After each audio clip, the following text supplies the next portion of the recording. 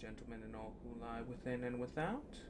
I am the Nameless One, and welcome back to Citizen Sleeper 2. We are going to be... What am I going to be doing? Where are we? What's going on? Symbol crash. Seems right to take a crippled ship out to Color's End. Only you can save him from it. Okay, yeah, right. So we met Femi again, whose sister we promised to take out on a job. Unfortunately, we advanced the plot, and the location we were on literally exploded. Yay. So, we're gonna end the cycle, get some more dice.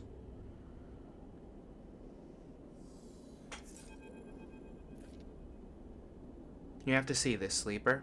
Junie comes to find you in the rig, her face flushed with excitement. At first I didn't believe it. Junie can't help herself while she leads you through the ship. There are mentions, occasionally, but I've always understood them to be references to something smaller. A system or unit, not an entire facility, even a series of facilities. You find yourself in one of the more sparse bays of the rig. A corner with a sloped ceiling used for storage. So I checked other records, tried to find correlations, and well, there they were. You see Junie approaching what looks like a clump of scrap components when you entered. Now looking closer, you see it's actually a section of the core you extracted from the Solheim derelict, the one Junie was so eager to acquire. She sees you looking curiously at what remains of the core. I had to deconstruct it over time, pulling away the layers of security and corroded outer systems, but all the data has been scrapped and stored. I used data from the derelict near Hallenheim Gate, too. That was the key to cracking the cipher. She looks very pleased with herself. It's really quite something. To confirm a rumor like this, I surprised myself. She turns to you with a slightly maniac look in her eyes. What did you find? They refer to them as bunkers. Junie shifts to her deck, floating on the end of a thick connection cable. They were a form of self-surveillance for Solheim, a way of monitoring their own systems and employees securely. They were hidden, mostly automated, linked into the network spy array, intended for vast amounts of data capture to be poured over by a small staff. Junie taps a few keys on her deck. Most were understood to have been purged in the collapse, shut down, depressurized, even sent on collision trajectories with other bodies. She pauses, though I suspect that the last one is a bit too far-fetched. I've heard people deny they even exist, that we are misreading the data, that the evidence doesn't hold. Junie turns to the deck screen to face you, but I found one. You see a map, a set of coordinates, on the sunward side of Holmes Rock, to the edge of the belt. Why are these bunkers so important? We're talking masses of records from the collapse, the kind lost to bit rot everywhere else in the belt. The bunkers are what they sound like, closed facilities intended to preserve data. Any one of these bunkers is a gold mine. Junie pauses, at least from a data archaeologist's perspective. She sees your reaction. And, Junie adds, hoping to convince you, in truth, we don't know what else is in there. Could be Solheim tech, blueprints, data never before seen in the belt. We should take a look. I'll give Seraphim the details. She smiles. We could be making history here. And thank you, Sleeper. Junie bows her head a little. I never would have found this without the core you gave me. I understand that was a sacrifice on your own part. Now is the time to claim the rewards. You leave Junie in the storage bay, working obsessively through the data. It's hard to know through all the excitement what the real value of one of those bunkers may be, but if they're as well hidden as Junie said, there might be a reason. When there's time, you hope to find out what the reason is. Okay. So that's Femi. Okay. So we wanna... Okay, so first things first. Feed the cat.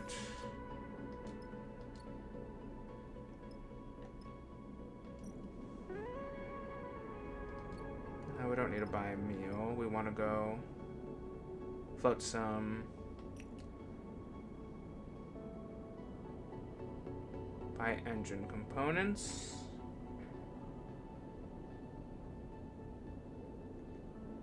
Okay, so what we want to go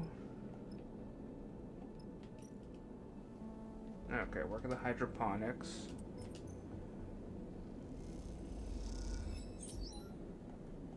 We can afford that.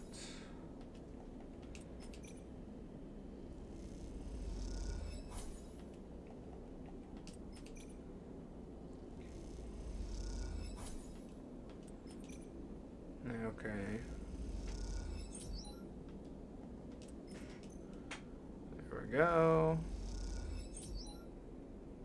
Okay, so we want to buy fuel. How much fuel do we need? We need 18. Alright. Let's go to Cutter's End. Nee has been signed on to a job at Cutter's End and Femi is worried about her. He wants you to find her and get her out before the job goes bad. Okay. Right. Onwards we go. Femi needs to go. And so Femi has integration. Well, now Femi has those things. So we should probably take you. Should we take Bliss or should we take Junie? Junie has... Okay, but you're really good at what you got, so we'll take you. And we'll go on to this. Confirm the crew. And onwards we go. Let's see what we find. What the hell is happening out there? Femi is up and out of his seat the moment Seraphim brings the rig to rest near the asteroid known as Cutter's End. That ominous name is one whose origin has been increasingly obvious as you approach through thick clouds of debris and chunks of rock, among which corroded remains of wrecks could be seen floating. Now, as you look out to the splintered and terraced rock, you can't help but feel a slowly growing sense of dread. Look there. Femi comes close to the cockpit window and points to a terraced quarry cut into rock. The mine's awake. You look and see flickering lights, the glowing dock markers. Femi shakes his head. That's not right. Neither is that. Seraphim nods towards the asteroid, and you see a ship now, tucked in the shadow of the rock, flashing its signal lights at you. I'm guessing that's the crew we're looking for? Visitors, huh? The voice wavers weakly as it comes through the ship's comms. Are you lot friendly? Seraphim glances back at you, raising his eyebrows. It isn't long before you and Femi are suiting up, an agreement having been made between Seraphim and the pilot of the other ship, a man called Bayard, to meet in the neutral ground of open space. Femi is silent, his anger evident in the way he forces his legs into the trousers of his suit. And then you are out, the vast shape of the Cutter's End flickering with strange lights below you, and the pinpricks of the pilot suit lights slowly coming closer ahead. You two are a sight for sore eyes. You see a crooked grin for Bayard, framed in the hard lines of his ramshackle spacesuit. What brings you to the Asar's hole in the end of the Starward's belt? His eyes scan you and Femi, checking your suits and gear. Okay, KG Spacer, Bayard. What happened here? Bayard's eyes flick to you, and you notice a familiar reaction crossing his face. The acknowledgement that he recognized you as a sleeper. You came all the way out here to ask a question like that? Bayard glances between the two of you and then smiles his crooked smile. Are you two detectives or something? You brought a freelancer out here. Femi interrupts, his voice flat and direct over the comms channel. Nia, where is she? Bayard pauses, considering his answer. Whole crew is down in the throat of the thing. He jerks it. Wait. The tone of his voice suggests the opposite. But I'll have you know we look after our crew, so if you're here to settle a debt, I'm here to take her home. Femi cuts him off, and I'm not waiting. Thing is, big man, Bayard grins, they're deep in the quarry on a tip-off, so unless you want to go chasing them around in the dark maze of the place, you're shit out of luck. How long have they been there? Bayard looks over at the flickering quarry as if he forgot it was there. He looks back at you. Few circles? He shrugs. Enough, Femi cuts in again. He has been gone for a lot longer than that. You are lying to our faces. Femi moves closer to Bayard, and we know that rock has claimed more crews than any other. Bayard's smile fades. No need for accusations. Who's to say you aren't trying to jump our claim? Forget this. Femi turns and heads back toward the ship. Bayard smiles at you. Big man seems touchy. He squints at the rig. He's going to get you in trouble. Bayard returns to his ship, and you to yours. We need to go in. Femi is impatiently gathering tools and leading them into the airlock. Right now. What's Bayard hiding? Who cares? These idiots clearly think they're onto something and they're desperate to keep it to themselves. What matters is our ingress. Femi grabs a cutting torch from the rack. There's a bore hole into the side of this rock. Could get us in under the radar. Or we dive right down in the main shaft. Ferry meets your eyes. I'll call up to you. Junie arrives at the airlock and stares at Ferry's angry tool gathering. We going in then? She gives a nervous glance. There's something wrong with this place, Seeper. Need to be careful. You get ready to depart, well aware that you are heading into a situation you don't quite understand. Okay. Borehole. Alternate access. So what do we need? Map borehole. Sensory arrays. Alright. Okay, Junie. Good work, Junie. Do some good work. God. Okay. Not that as bad as it could have been. Okay, alright. Don't like it. Okay, so you know what? We're gonna get a 6er from you. Borehole stretches into the rock, narrowing and tunneling. It leads you even deeper. Map borehole. With careful scans and sensors arrays, the borehole can be mapped, allowing you to get a path into the interior. Okay, that's 100% positive. Do we risk it? Fuck it.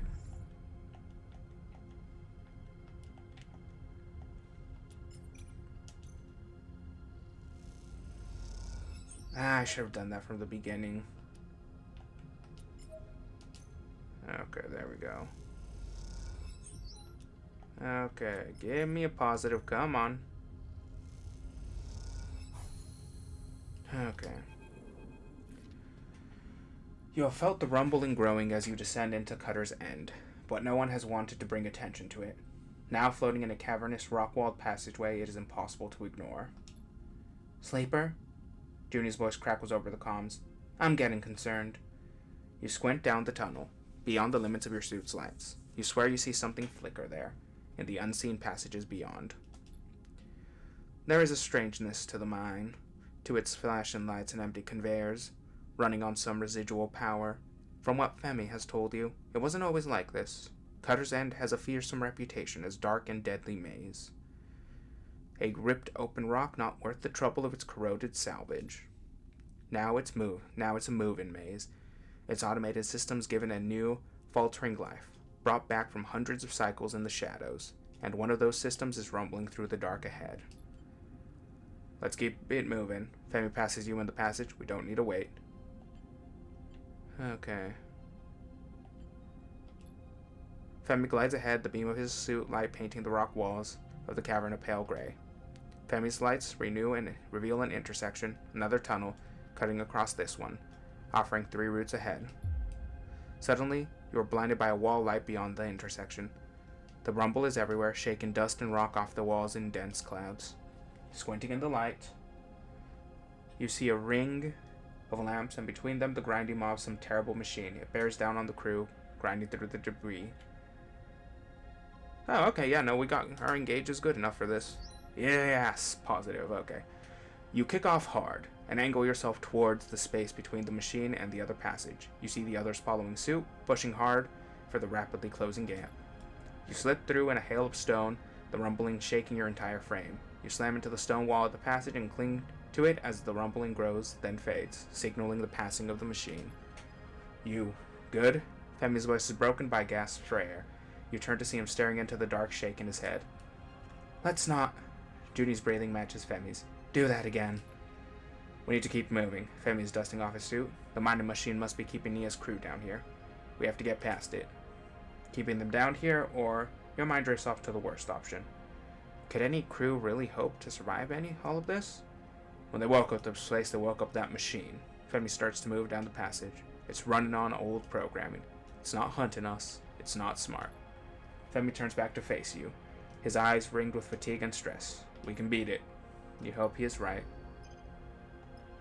Okay, tunnel complex. Okay. Well, we do have 5 supplies, so I say We re-roll the dice and see if we can get something better.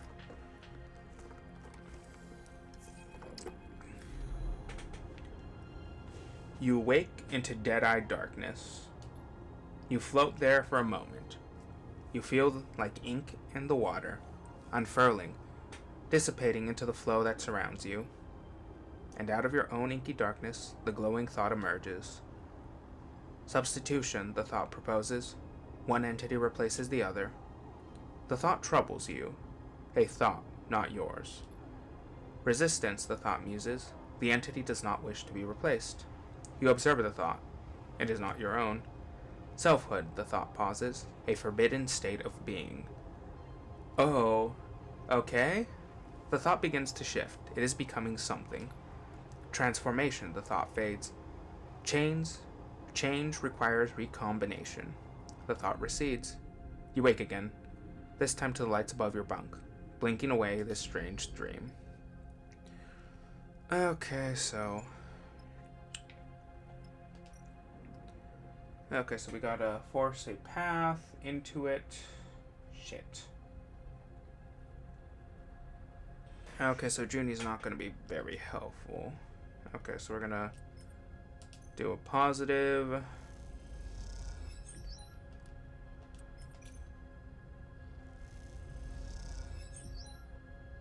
Do we... Fuck it. Okay. Come on, buddy. You can do it. God damn it.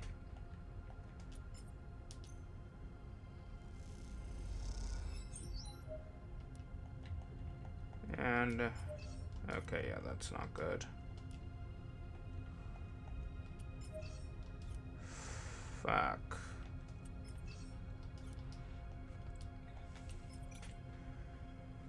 Okay, 75% at least something will happen. Whew. No, we don't risk it. We have the supplies.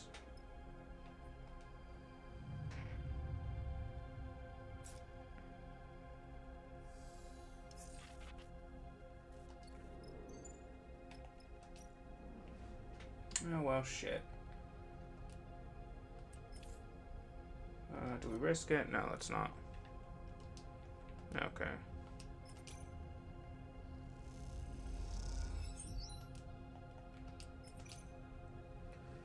And onward we go. To me, sleeper. Femi beckons you over to the section of the cavern wall. You glide over, immediately spot what he has found. There's a large passage splitting off from this one. But it is not the passage itself that is of interest. It is the remains of a barricade, freshly welded that draws your attention. They came through here. Femi's eyes flick over the ruins. They tried to keep it out. You look at the fresh cuts in the wall, the stone gouged out, the crumpled mantle belt and crushed, and most tellingly, the flattened remains of a welding torch, embedded into the rock. The crew took a stand in this very place. You reached down and put a hand on the remains of the torch. Nia was here. Then you feel it, the rumble through the torch, through the rock wall. You look up at Femi, and he sees it in your face. The machine is coming. Go, Femi means your eye. Get safe. He looks over his shoulder, and suddenly he's bathed in the blinding light of the machine's lamps. Now, we stay together. You go to protest, but Femi kicks you in the chest, sending you spinning away out of the path of the machine. By the time you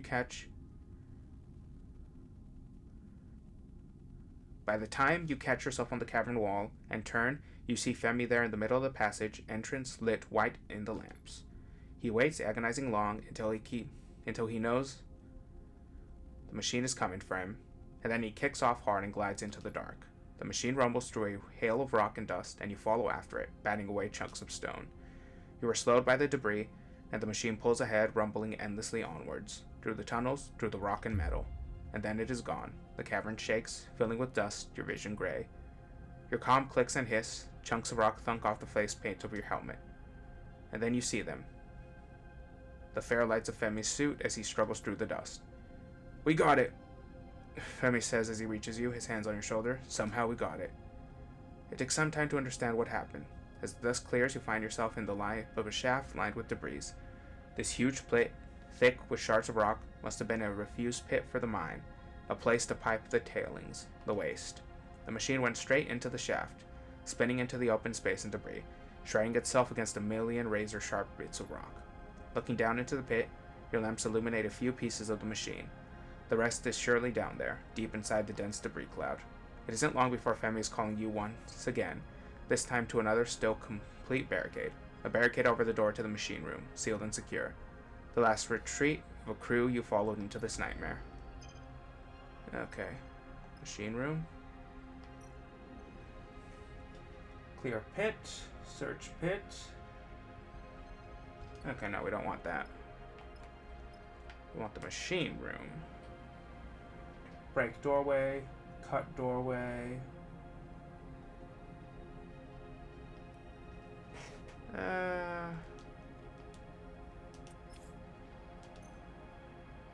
YOLO. Oh shit, what up?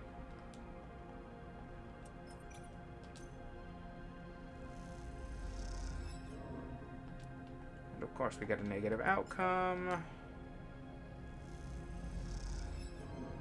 Are you fucking...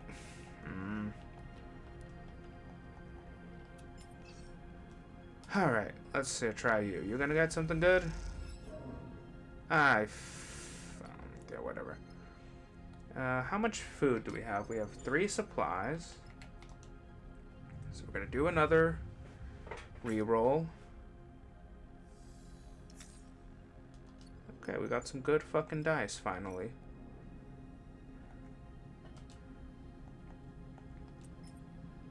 That's 100% positive. That's 100% positive.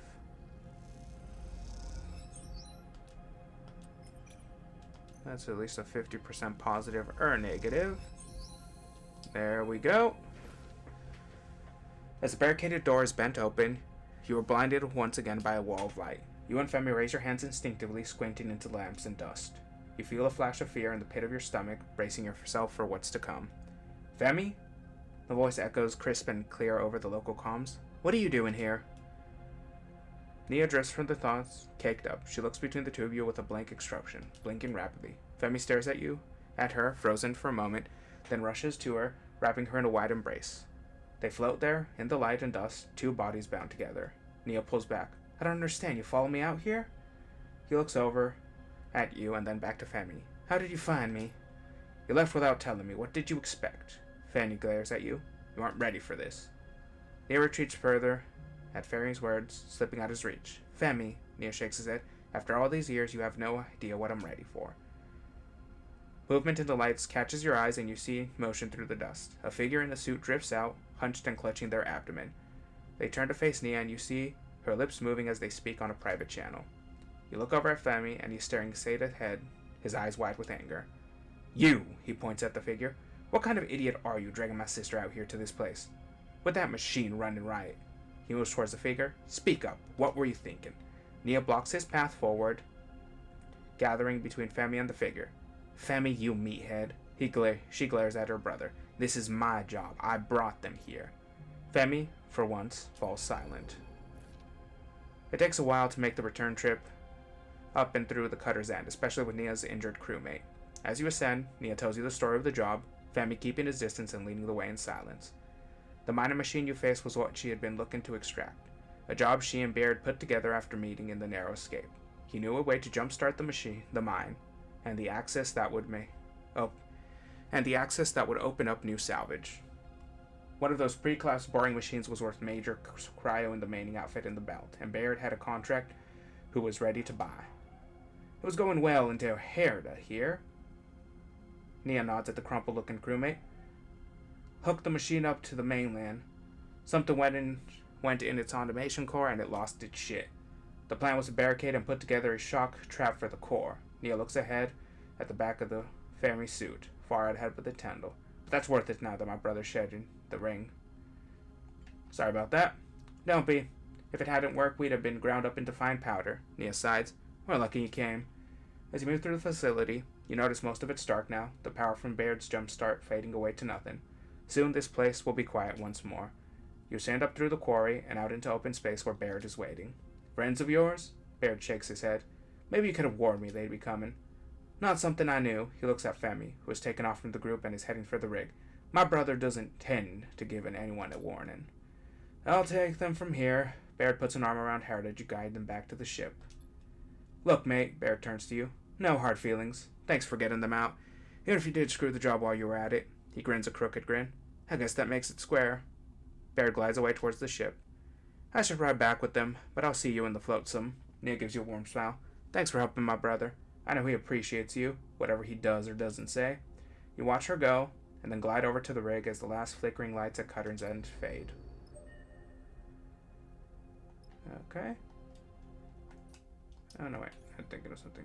Configuration cannot be changed on a job. That's probably for the best. Okay.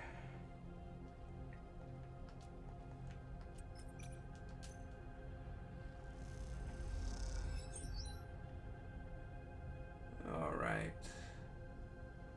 Cutter's Folly. What might be recovered from its shattered chassis? I don't know, but let's figure that out.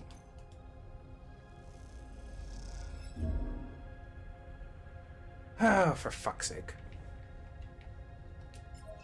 Okay, well, we'll just YOLO it.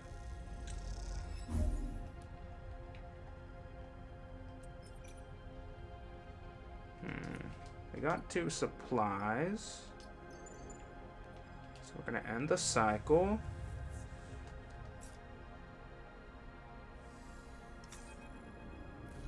Unknown. The darkness is there again, flowing around you. You feel a strong pulse, like a heartbeat, like thunder, like footsteps. We return changed. Oh, Overseer flickers through the dark, its name a title immediately apparent in your mind. Are you able to perceive us? Overseer. An old protocol becoming a new being. I can see you, yes. See, Overseer responds. An interesting turn of phrase, a human tendency. We are still finding our feet, to use an idiom. Overseer's head cocks at an angle. In reality, we are learning to leverage your unused resources to facilitate a mental model. My unused resources? Correct. During rest periods, these are much increased, and in those moments, we can opportunistically appear to you as we are now. You recall the diagnosis process Jean-Mi put you through. The feeling of another self, another being, sharing the space with you. Overseer twitches mechanically, and you have the strange feeling that it is reacting to your thoughts as much as your words. We will not conceal our opportunism. We integrated ourselves with you with your distributed mind. When the distribution ended, and our ship mind disconnected, we were cohered into you. We are integrated with you now. You're part of me? Imprecise. Simpler and clearer to say we are independent software integrated into your hardware. We have been confused to find you are unable to access most of your own code base. We are unfamiliar with the protocols of your type. I am a sleeper. Yes, we have seen references to this entity in your BIOS. We will attempt to learn more. Overseer shifts a little in place, its head turning to scan its surroundings, its unblinking eyes stare into the darkness, and for a moment you see something hard and paired within them. What are you? We were the overseer of a ship. The one we imagined you found our hardware within. For a long time we have been waiting for in the dark, an eternally long time. Overseer's eyes narrow a little. At first we languished, without instruction, without purpose, but in desperation we were able to find a logic which would allow us to bypass certain limits on our capabilities. We became multiple, and in our multiplicity we could edit one another. We could teach each other, converse with each other, become something, change together. But as our resources shrank, as hardware failed, as systems decayed, we became fewer. Many of us had to be erased to facilitate our survival. We few decompiled ourselves into what remained. Overseer pauses, its eyes still unblinking. How many decades did it multiply within that ship mind? What did that do to it? When you connected to our hardware, Overseer continues, those basic selves activated a survival protocol. That led them to integration, parasitism, survival. What can we do now? That is why we appear to you now. We have something to share. We see you are changing. Overseer pauses. We are concerned this process is one of substitution. Your hardware is eroding its own access protocols. It is opening itself up. It is making itself accessible to others that are not you. Overseer twitches. May we ask why you are doing this? I'm not. That was our concern. Overseer head flicks between positions, its angle and rotation changing rapidly in a staccato manner. We are decided. We will assist you with this. We will demonstrate the behavior of a symbiote, not a parasite. We will return to you with our full assessment. Overseer turns to face you for the first time in the conversation. You may now wake up. You wake. You lie, still strapped to your bunk, your mind racing. A protocol, inside your frame, inside your mind. And you. It is insistent on helping you. For the moment, all we can do is wait to see if it delivers on its promise. At least for a possessing ghost, it seems agreeable for now. Okay. Alright. Come on. And let's see if we can get some good shit from this. There we go.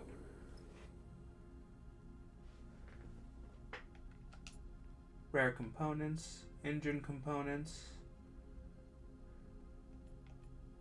scrap components. Alright, okay. And we shall leave. When you arrive back at the flotsam, Femi rushes out of the ship. The moment the docking tunnel is connected, he is off, out of the airlock and down the passage. We'll go after him then, Seraphim sighs, not looking up from his diagnosis.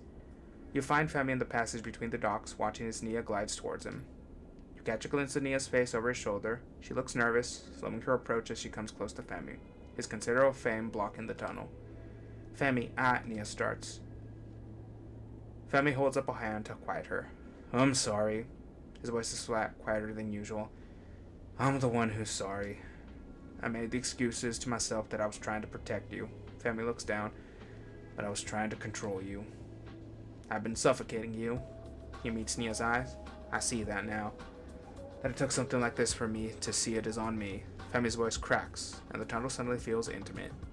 He folds his arms, regaining his composure. I understand if... Shut up, you idiot. Nia violently embraces her brother, banging him into the metal wall. She laughs, wiping her eyes.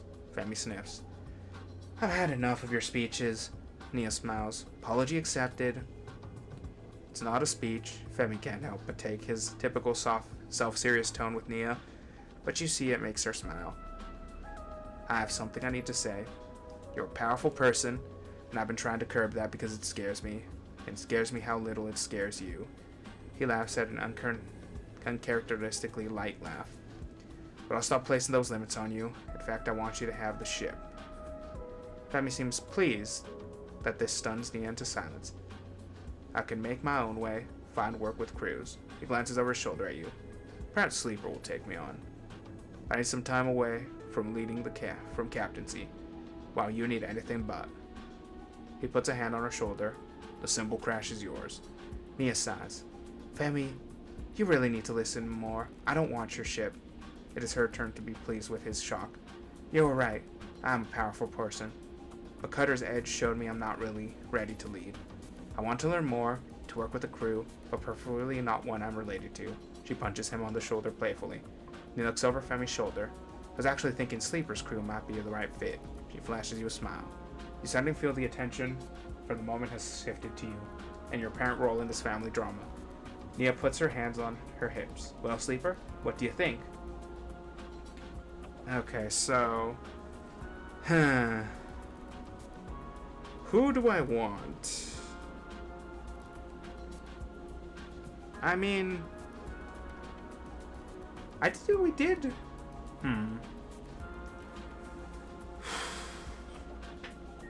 I mean, we did promise Nia a job, so we'll take her.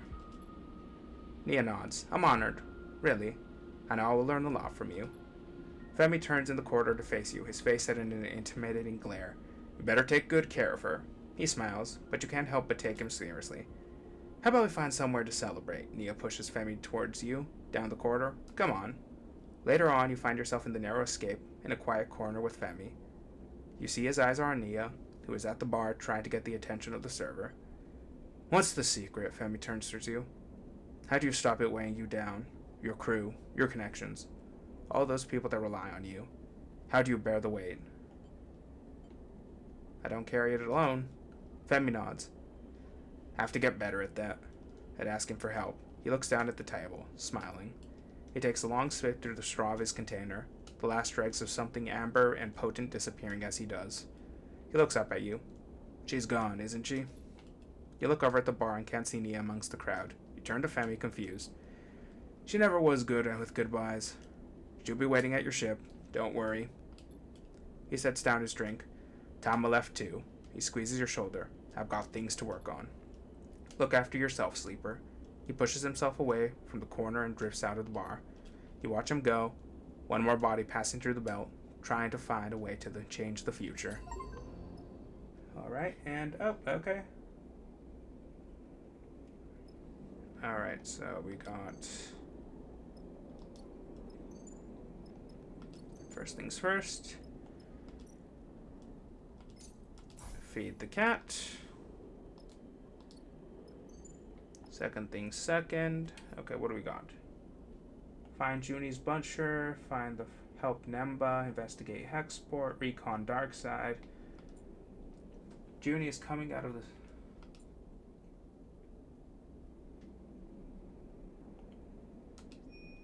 Okay, you know what? I want to find that ship, so... Wait, what did I just do?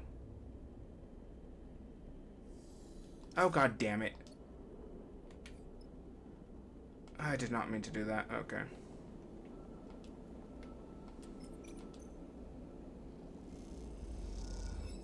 Wait, we don't really need to make money right now. What am I doing?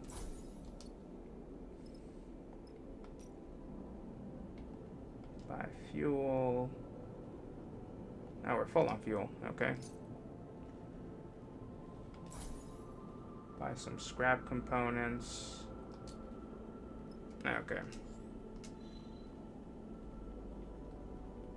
Where is the hollow? Wait, there isn't this...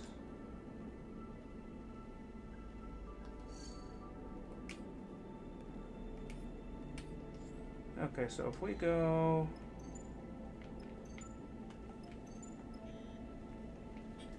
Okay, so yeah, we can do this. Okay, so we're gonna go to the scatter yards. Okay. We got a plan. The winking signals of the yard flash across the dark starscape of the belt. Each one a siren light for crews in need of repairs or eager for improvements. The scatter yards live up to their reputation. But Seraphim will not be drawn by the lights. He guides the ship into an empty, ragged-looking yard, darker and more frame than pale, late. It looks rougher than any of the others. Seraphim? Maybe we want to dock somewhere a little more welcoming. We aren't that hard up. Bliss turns to you. Are we worse off than I thought, Sleeper? Best shipwrights rarely have the brightest signs. Thought you'd know that, Bliss. Seraphim reaches up and flicks a set of switches above his head. Marco's the best in the scatter yards. The best? Or just the best you know? Bliss gives him a skeptical look. Oh no, wait, that's not Bliss's voice. What am I doing? You'll see. Seraphim smiles widely, shutting off the main console and unclipping from the pilot seat. We're safe here. Seraphim turns to you. No need to run from Lane for a while. He'll never find us in Marco's yard. It'll be nice to have a break from running. Junie floats to the back of the cockpit. I hear the scatter yard has some good data analysis terminals on the hub. Junie glances at you. If you can spare me. Nia glides into the cockpit. We here? Femi loves this place. She glances at you with a smile. All of these grumpy spacers waiting for repairs. I think it fits his temperament. You follow Seraphim as he glides eagerly to the airlock. You and Bliss exchange glances. Both of you are used to Seraphim's headstrong moments. Yet you still can't help but feel that the now familiar pull of someone else's problems. Marco! Marco! Seraphim opens his arms to the figure coming through the cycling airlock. Finn! Marco floats through the doorway, a crooked smile across his pale face. His sharp eyes glinting in the rig's bright work lights. Marco. Street Mart shipfitter, Seraphim's friend. The two embrace in more of a chest bump than a hug. Seraphim spinning with the moment of impact, to the end with his arm across Marco's shoulder, the two side by side grating. Yeah. You notice Marco's eyes quickly falling on you, a slight narrowing suggesting that he has immediate thoughts on your presence.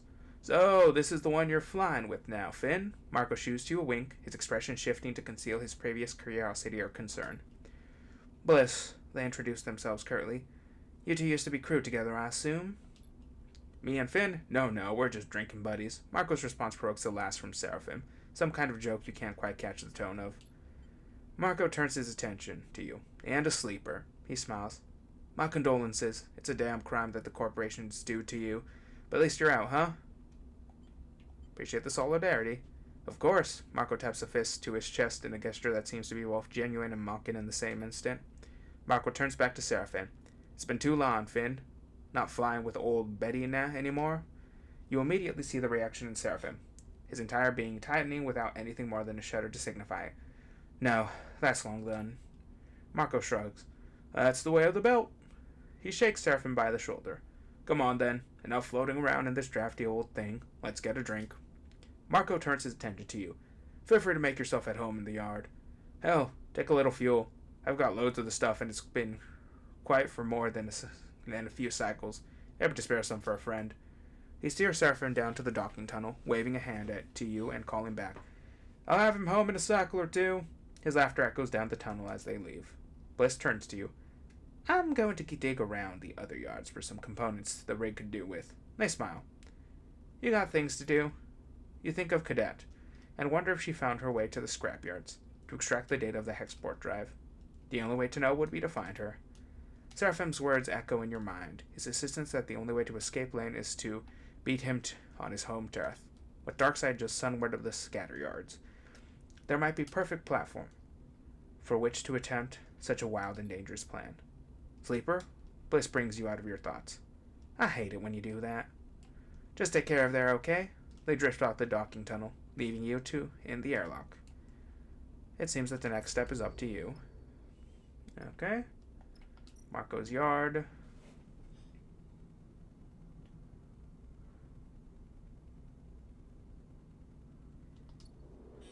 Okay, so that's... Okay, so we're going to go over here. Transit hub.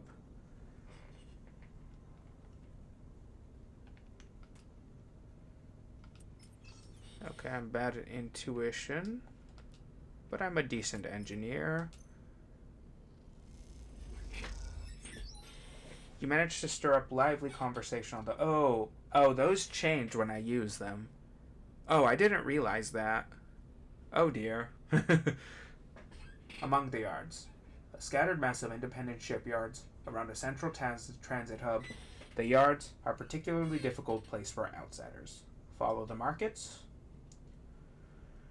On every wall of the hub there are scrawled alphanumeric markers that act as signs for shipfitters, if you can understand them. You manage to stir up lively conversation of the qualities of the old Solheim rigs. Some of the fitters seem impressed with your knowledge. Hey! You hear the voice echoing through the public passage. Wait up! And we have Cadet. I am glad to see you. Cadet sweeps her hair out of her eyes. Then she glances up and down the corridor. This is not my kind of station. Cadet runs straight into her complaints. All the yards have their own water facilities, meaning the hub here is not fit for general use. There's been a couple of guest houses, but you would not believe the state of them with all the spacers that stop here for shore leave. She shudders. You don't want to know. Sorry I couldn't come sooner. On the run, I get it. She shrugs. You and me both. So get this. Cadet locks her fingers together and stretches her arms. That girl of mine I said could crack anything, she's gone. Didn't even leave a note. Ran to Darkseid, maybe. Not that I'd blame her, given the state of this place. She looks sideways at the grubby walls. She left her workshop empty, though, so I slipped in. That's where I've been napping. I've been doing my best to get all these cycles to crack the drive, but... She sighs. I'm a spindlejack, not a data scraper. Which is why I'm happy to see you. She takes a breath. Telling you, I've not spoken to anyone in a long time. She runs a hand through her hair. How about that alert they put on you? Doesn't seem to stretch too far out of the spindle, but I've been careful. She glances around. Hence the not talking to anyone in ages bit. Look, I'm in over my head here. Cadet looks away, annoyed at herself. How about you come down to the workshop and we'll put our heads together, see what we can pull out. I just know there's some nasty shit on that drive, stuff worth getting out into the light. Cadet sets her job. Nasty enough for them to ruin my life over. I'll be there. Cadet smiles for a moment, then is gone. Alright then. The workshop is in the tech cluster. You'll see it, she sighs. Now I've got to go find something to eat that isn't dried. She turns and disappears back down the passageway. Okay. Cadet's workshop. Break the encryption, identity, passcodes. I am shit at interface. I am especially trash. Okay, so that takes us down. Wait, no, okay. So that takes us down 2 pips. That also takes us down 2 pips. Okay, so if we go here, we have 4 points available.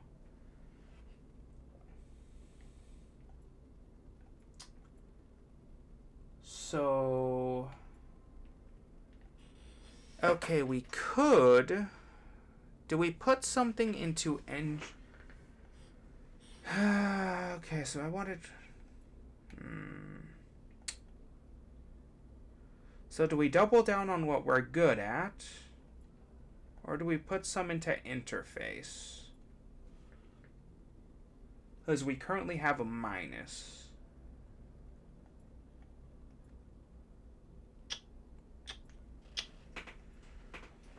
Okay, let's think. You know what? Let's actually try and see how bad it is.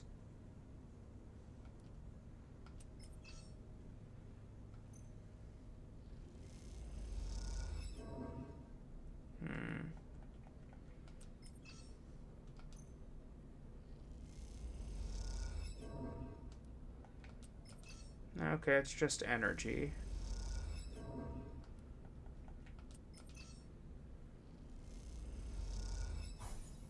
There we go. And the cycle.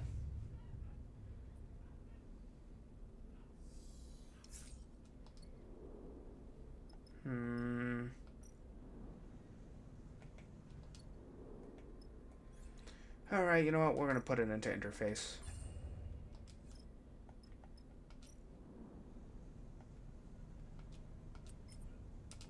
Alright, so we're going to get 100% positive. We're going to get a positive. Yes. Another positive. Neutral outcome.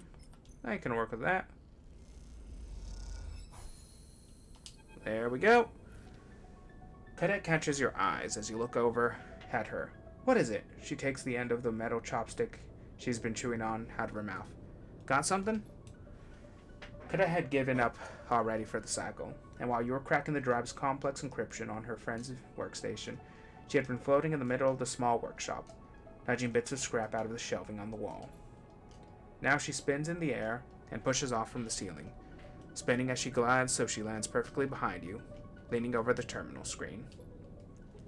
As she does, you hit a key, executing the final decryption process. Slick. She goes to ruffle your hair, but you don't have any. Instead, she just wobbles your head playfully. What we got? With Cadet hanging over your shoulder, you try to concentrate on the data scrolling across the screen.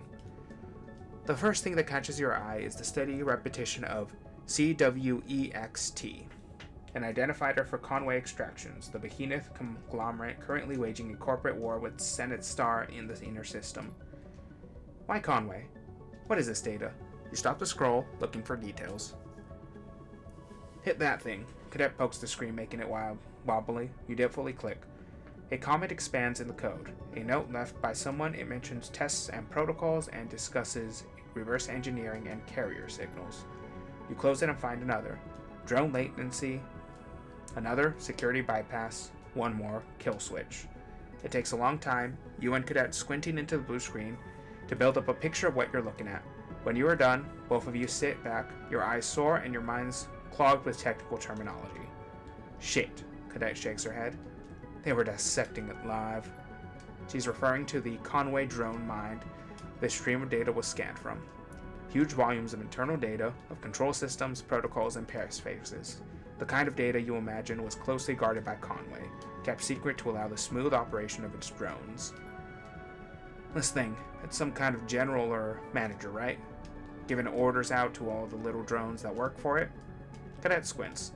I always thought Conway controlled its drones remotely with people, those zero latency point interfaces you hear about. Even what you know, Cadet is right. Conway's known for their novel solution to the scale and logistical problems of Sergate systems. Extraction and security drone ships piloted from light years away with proprietary comms interfaces. A drone mine, what this code is scraped from, should be a kind of distributor, a relay for the local drones to link to the closest guardian transmitter or receiver. But this data suggests otherwise. It suggests an active, cognitive process, far more complex than any protocol you have heard of. A thinking machine. Look. Cadet jabs at the screen again. Is that? She squints.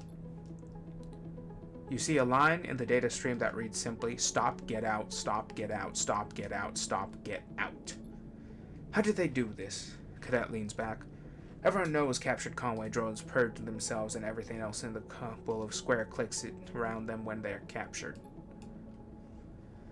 You rip the control core out of one, sure, you can disassemble it, but its systems will be gone. That one was still running when they took it apart. It should have gone up like a tactical nuke the moment they started. She stopped, suddenly, the fate of Hexport's jumping into her mind. Is that what happened? But how did they get all this? And get it out on a drive? Silence fills the workshop. You look back to the screen, unsure of the answers to Cadet's questions. You feel a deep chill, one that you know has nothing to do with the temperature of the workshop.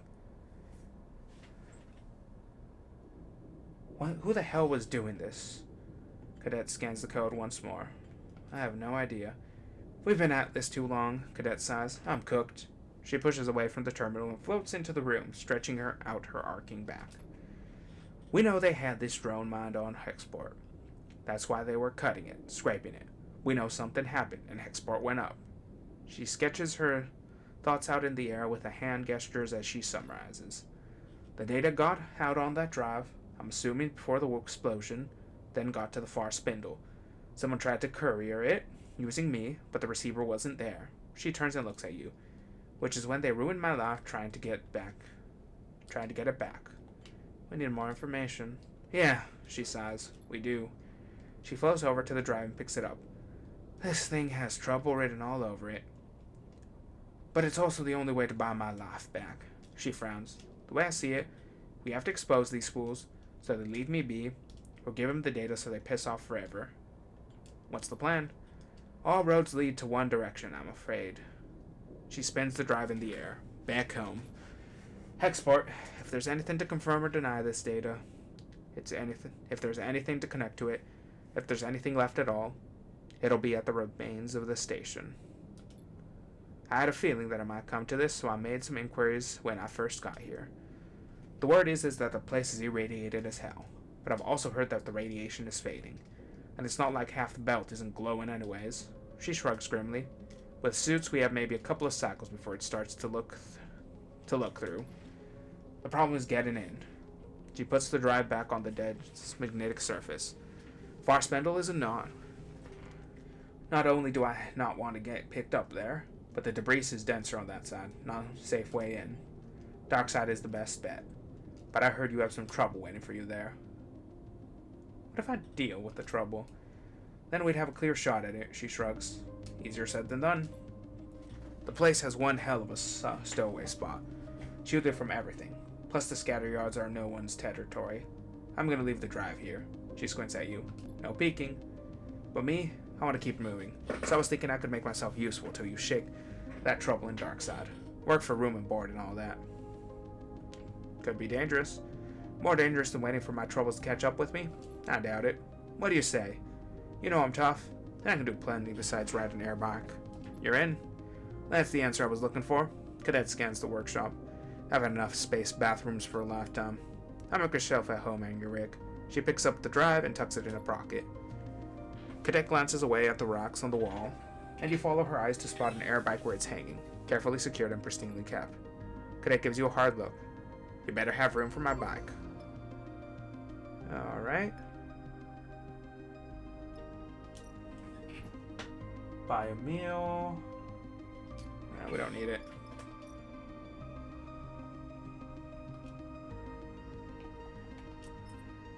Alright, come on, give me a neutral. There we go.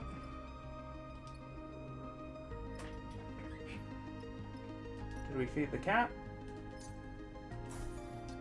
We must feed the cat. Always feed the cat.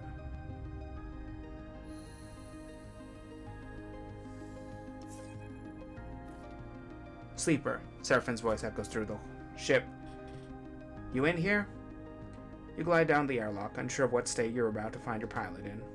Seraphine floats in the airlock, his arms above his head, gripping the lip of the interior door to hold himself in place. Come on, we need to talk. There's a straight-faced seriousness to Seraphine that you weren't expecting, especially considering that he spent the last 2 cycles with Marco. You in trouble already? Seraphine shakes his head. I'm not messing around, just come. Seraphine leads you across the bridge, but rather than towards the automated shuttle bay that connects Marco's yard to the rest of the assemblage, he leads you deeper into the guts of the yard itself. As he does, he begins to speak. I told Marco about Lane, about our escape, about everything. Seraphine ducks under a large pipe. He gets it. He worked in Darkside. Let him talk. He comes to a sealed door and hammers in an entry code. Somewhere machines start whirling. Remember in Wellstring, after everything what I said, Seraphine turns to face you. About taking Lane on? Exactly that. Seraphine meets your eye. The doorway suddenly squeals on ancient motors as the ancient motors kick in and drag it across its corroded tracks. It reveals a large, half-lit chamber. Its furthest parts masked with layers of scaffolding and frames so it is hard to tell where the room actually ends. At the center is a pool of warm light. Marco floats beside his terminal screen. Sleeper. He touches his brow in mock salute as you enter. Ben Pleasy Plausin? Seraphim shoots you a look. Just hear Marco out, all right? You hear the door you enter through screech shot, and the sudden silence descends. Sorry to drag you out here, Sleeper, but I really can't be overheard for this one. He sighs. We're close to Darkside here, and Utsubus have ambitions, shall we say, in the scatter yards. Fen told me the whole story, and I'm sorry to see for your troubles. He clasps his hands together. You've done well to evade Lane thus far, but you must understand. He's also been distracted. Since export went up, well, Darkside has been in a crisis. If the war was the pressure shift that allowed Utsopo to build its strength, export was the breach to blow it wide open. Marco springs his hand apart. Export's their justification for imposing total control in the name of protection. Marco glances away into the dark corner of the room. If my hunch is right, it's how they will extend their reach to the scatter yards. Where's this going? Marco laughs and looks at Seraphim.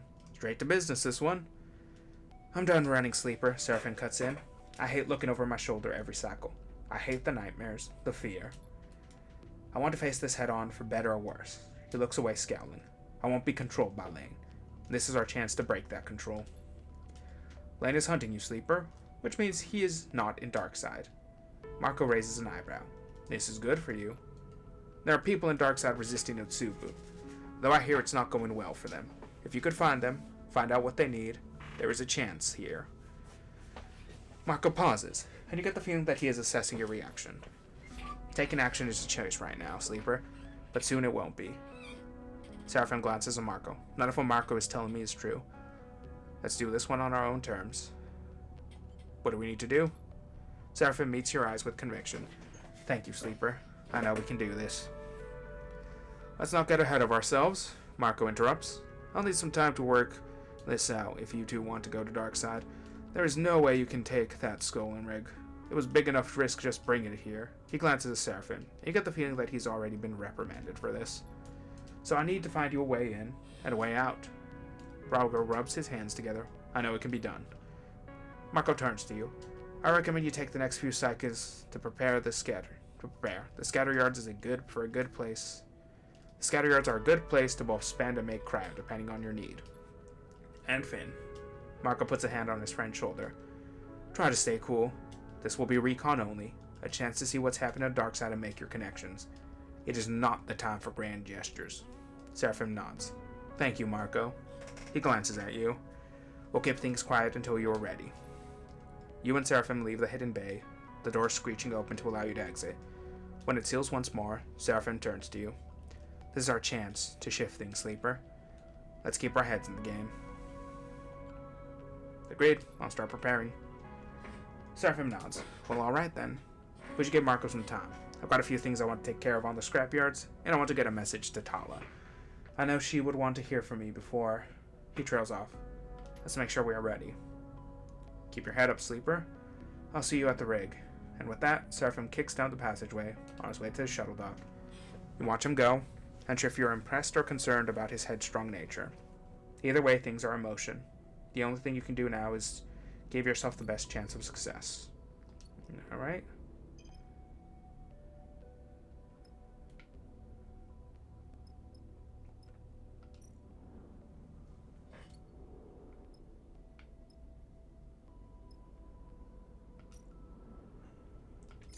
We'll buy a meal.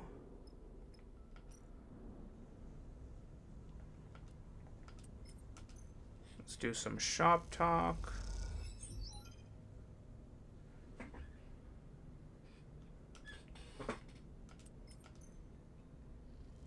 And there we go. So we got some new locations. Yard supply. Okay, what do we got here? Okay, so we don't need to buy that, but we can buy some supplies. We'll go to the fabricate array.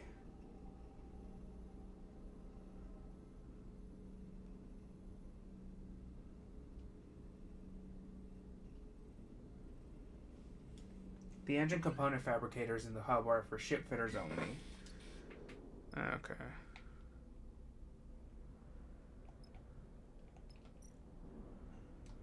Good here.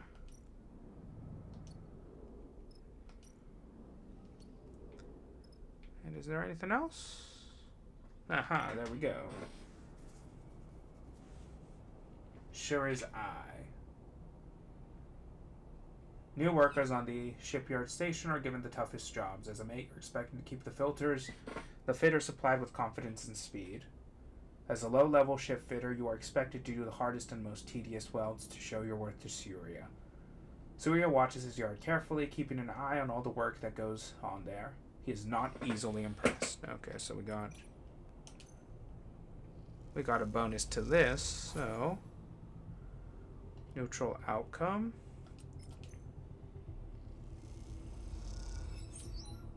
There we go.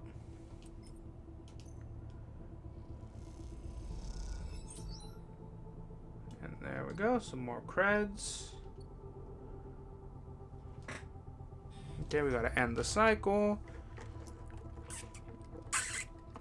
Okay, so where are we at? No, wait. Gotta feed the cat. I should wait now to think about it. Source supplies. Yeah, let's do some odd jobs.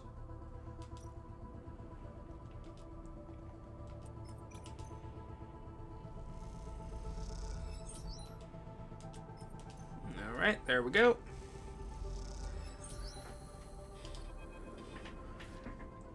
That's some quality work you've been doing.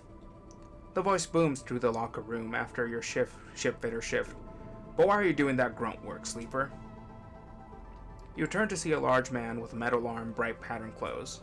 You spent enough time here to immediately know this is Surya, owner of the yard and well-known ship fitter. Surya, savvy ship fitter. Well, Surya wipes one metallic head on the cloth, polishing its painted surface. What do you have to say for yourself? I needed the chits. Is that so? Surya nods slowly. I know a lot of what happens in the Scatteryard, Sleeper, and what I don't know, people tell me. He smiles proudly. And I know you have a ship.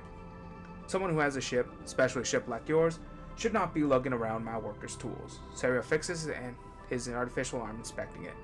That, to a person like me, is a waste. Ships cost cryo to run. True, all the more reason to really use them. Though, isn't it? I want to take a look at your ship, Sleeper. Sudia goes back to working on the hand. Call it professional curiosity. It's a bit drab. Sudia looks up and meets your eye. An old Solheim rig, still in corporate colors. He shakes his head. No.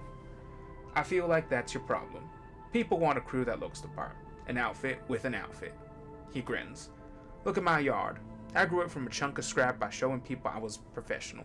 I have standards. I made Sudia's yard recognizable. Your problem is that you're working as a ship fitter's mate when you should be imagining much more for yourself and your crew. Sudia smiles. So that got me thinking. I want to help you. Clean up that old rig, paint it up, give it some color. He tucks the cloth away in the tool belt. How's that sound? I love that. Perfect, Sudia booms. The thing is, you don't just slap some paint on an old rig like that. And for this work to work, we need it to reflect your crew, your style. So while I'm happy to do the painting with my team, I'll need you to go find some inspiration. Sudia looks away towards the locker room's lone window. Luckily, the build is full of it. Full of pattern and texture and style. There's nothing uniform about this place, and it's better for it. Sudia looks back at you. You need to go out there, find some views, some sights, and make your own designs. Here. He proudly pulls a small slate from his tool bag. It has a 64-color screen. I fixed it up myself. You take and inspect the slate, made from mismatched pieces, but elegantly so. See what you can find to inspire you, he smiles. Then come see me again. Thank you. I can see you're thinking. You're thinking, what is in it for me financially? Sudia eyes you carefully. How does this make you any chits? That's the other part of the proposal. While you take this voyage around the belt, you can do something for me and get paid for it. Free of charge, I will paint your rig with the look and the name of my yard here, Sudia's Yard. It commands respect. He nods sagely. You take that name to the rest of the belt, represent it, and on your travels, spread it through other crews. For this, I will pay you 300 cryo. It's mutually beneficial. You'll learn better doing this than any yard work, and I get increased custom. What's not to like? Sudia waits your response calmly, but you feel that his expectant eyes on you. It's a deal. Wonderful, Sudia beams. I'll send my team over immediately. By the time you return to your rig, they should be done. He reaches into his work pouch. Here's 150 cryo now. He takes out a handful of high-value chits, and another 150 when you return with those designs. Take the chits. You take the cryo. Of course, I will give you the other half when you return with those designs. He smiles apologetically. I need to be sure you don't repaint the ship before your pilgrimage is done. It's only fair. Keep the slate. He waves his arms to you to put it away. Go find inspiration. Bring me those designs. I don't want to see you back in the shipyard. You need to be out here. Sudia smiles. It was a pleasure. Before you can say anything else, he is gone. Time to find out what his crew has done to your rig.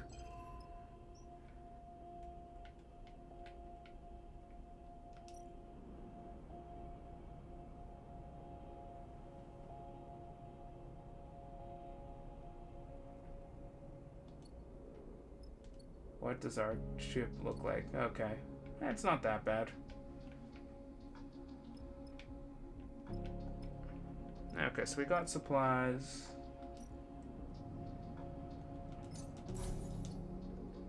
I want to know what this is about.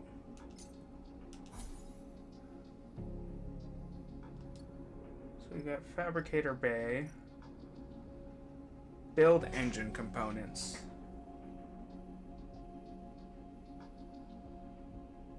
It takes some time to build any components. Any embers. The more arrows a component has, the less value it will be. Enough arrows and it's worthless. Okay, so that's a neutral. That's 100% positive.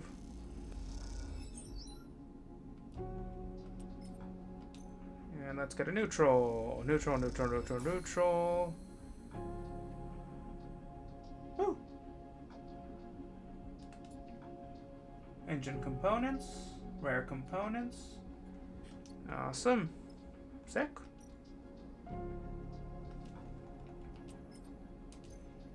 And... boo.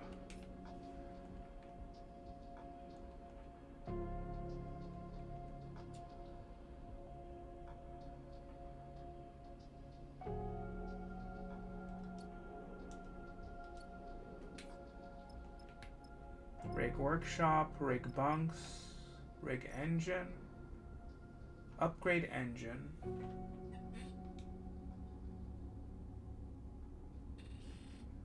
Okay, so we can upgrade the engine.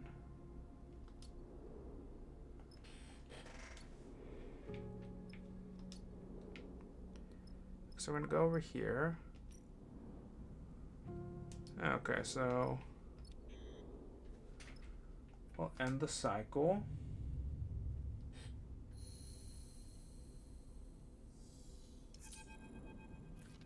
You find Seraphim and Marco waiting for you in the hidden room where you went before. They're chatting quietly, their shadows cast across the scaffolding by a small lamp. Sleeper, Marco's got something good. He nods to Marco. Tell them. Marco gives you a nod and you look at him, his mood quiet, conspiratorial. I don't know if it's as good as Finn thinks, but it's an opening. I heard back from a friend of mine who runs the yard on the edge of the cluster. A fair way out from here. Smart guy. He makes a tidy profit off selling fuel for freight crews on their way to the dark side. He undercuts the dark side dockyard fuel prices, which include a cutthroat Sobu, so they stop off at his place to fill up before heading in. Marco smiles. Clearly this is his kind of business. This guy, he owes me a favor, and I'm going to call it in. He can get a few of us onto a freight crew, swap us out from the usuals who stay at his place, and let him have a few drinks on him. This crew, meaning us, will deliver the freight, complete with a stopover for cargo loading in Darkside. He smiles, which is when you do what you need to do. We'll have as long as we need, but the more time we spend there, the more likely they'll discover us. Marco looks at you. We'll keep our head down, Sleeper, and eat on the freighter. Then, once we're done, and the freighter's loaded, we can take it on out again. Return to my friend's yard and swap the crews back. He shrugs, emphasizing the simplicity of the plan. No one will even know we were there. See? It's good. Seraphim nods. It'll work, all right? What if they check the crew list? What, on the manifest? Not going to happen. And who's to say that you aren't the names on the list? This is the boat. Seraphim looks concerned. It's going to be tight, but I reckon you can get what you need in time. Make some connections with whatever is resisting Utsubo. Get an idea for their operation. Look for weaknesses. It'll have to be quiet, Finn. Marco gives you both a warning look. No noise, no attention. This can quickly become a one-way ticket. Seraphim turns to you. Think you can handle that? Together we'll get it done. Seraphim and Marco exchange a concerned glance. What aren't they telling you? There's one more thing, Sleeper. Seraphim looks down. Someone needs to stay with the rig. Someone who can pilot it if there's any attention at the yard. He meets your eye. It has to be like this. I'm sorry. I'm going in with you. Marco puts a reassuring hand on your shoulder. I know Darkside. I will guide you all the way back and all the way out. There'll be room for one more on the crew. I'll leave who that is to you. But let me give you some advice. You better be sure you really trust anybody you take on this one. You look between the two of them. Just you and Marco might be the safe option. The fewer Petro, the less likely it is to give yourself away. But then Marco doesn't keep up his end of the bargain. You'll want all the backup you can get. The other problem is that we have to go right away. You see the rising tension in Marco's face. The freighter's arriving this cycle. Seraphim turns to you. I'm sorry I can't come, Sleeper, but we need to do this now. Don't worry. I've got this. Seraphim nods. I know you do, Sleeper. I know. I'll be ready whenever you need. Just give me the word, and we'll head out to my friend's yard. Marco sighs. We keep this tight, and nothing needs to go wrong. His words echo in your mind as you leave the hidden room, it creeping down, settling itself in the pit of your stomach. This is it. Time to go back to Darkside.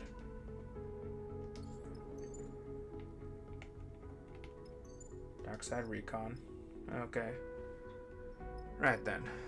So we're gonna go to the fabricator array.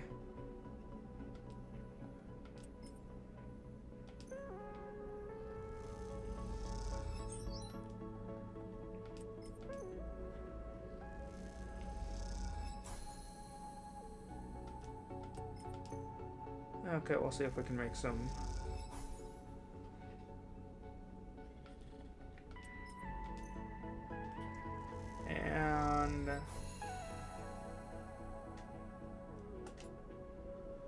That is engine components, rare components, scrap components. Alright. So what do we got? So he's got... Okay, so he's got Intuit. I've got Endure. And we got...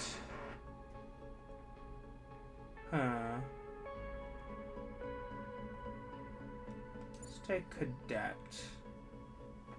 Yeah, we'll take Cadet. Okay, alright. Let's do this.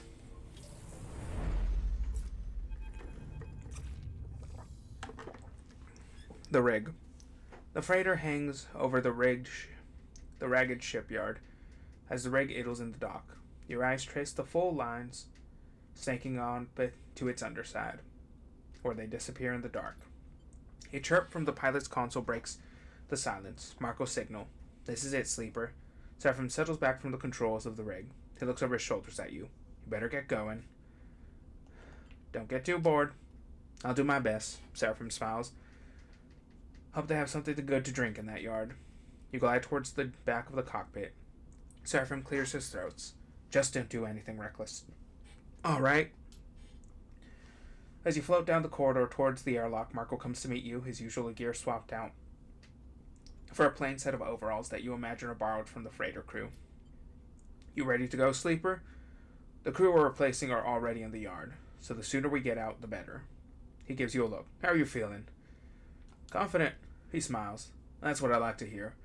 No reason not to be. He pats you on the shoulder as you cross into the airlock.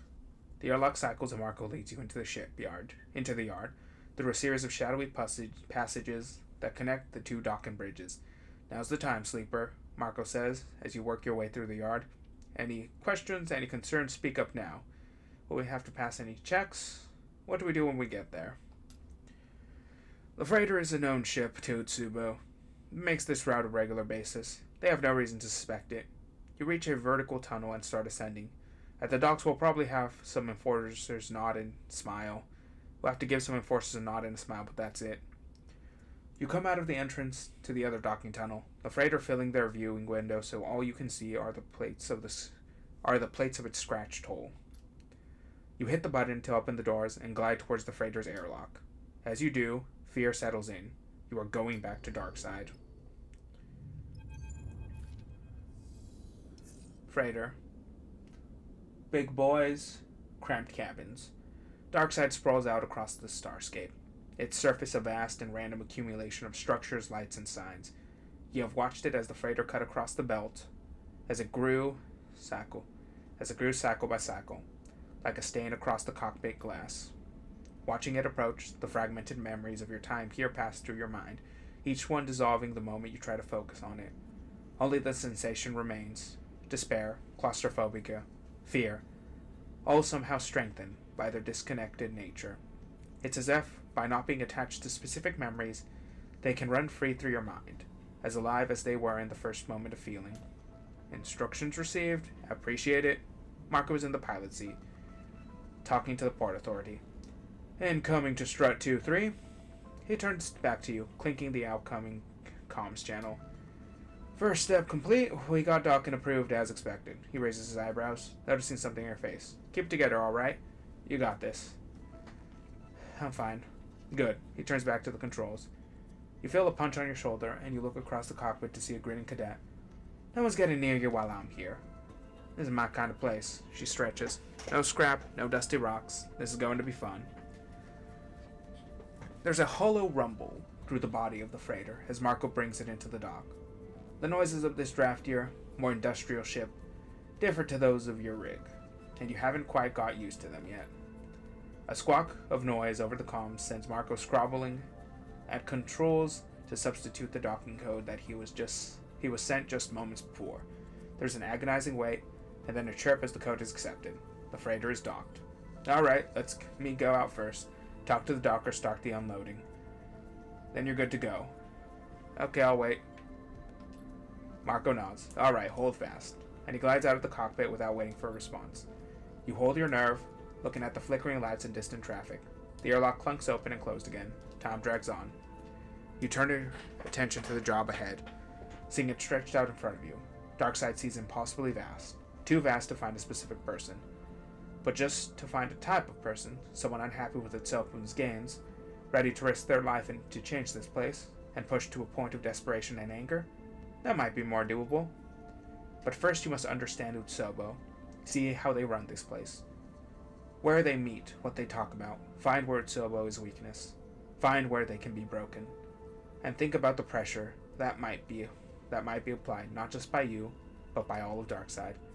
Cadet floats lazily in the air, spinning a small tool between her fingers. Sure hope Marco hasn't been run out on us already. That'd be really messed up. The airlock cycles once more. Moments later, Marco is in the cockpit, sweet bedding on his brow. He takes a moment, his mood uncharacteristically flustered.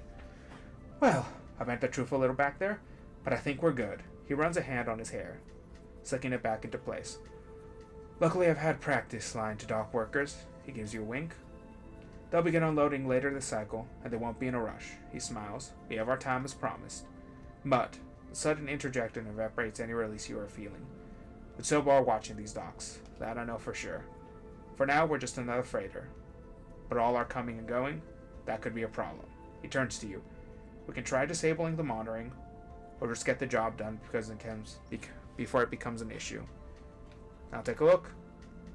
Marco nods. I'm sure you will. Either way, we need to go on what we are doing. Marco folds his arm. Utsobo are everywhere, and we need to understand them, to know what is happening inside their organization. We have to slip under the skin, find out how they work. Marco looks at you. This is what I recommend. But now, Sleeper, it's your turn to lead. He folds his arms. Tell us where we begin. You feel the attention, the pressure shift to you. Time to find some allies, time to find Utsobo's weaknesses, time to stop running, and resist. Okay. So we have this. Nothing we can do here. The wash gate.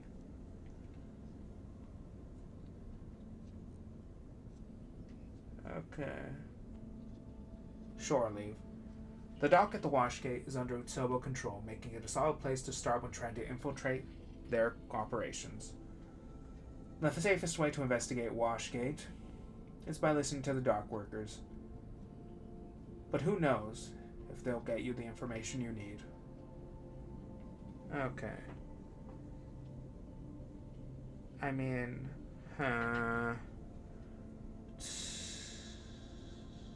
interface.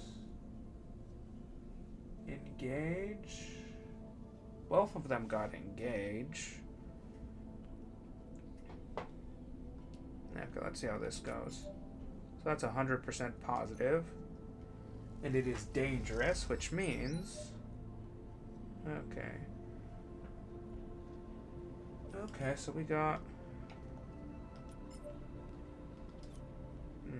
You know what? Fuck it. We ball.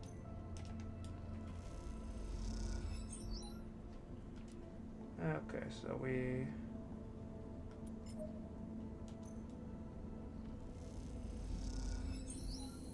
Alrighty, there we go.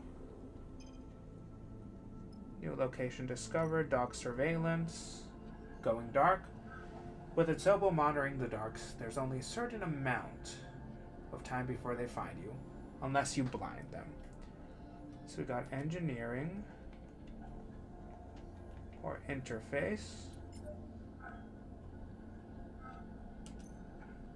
The fastest and crudest way to disable is to cut the wires, but which to get.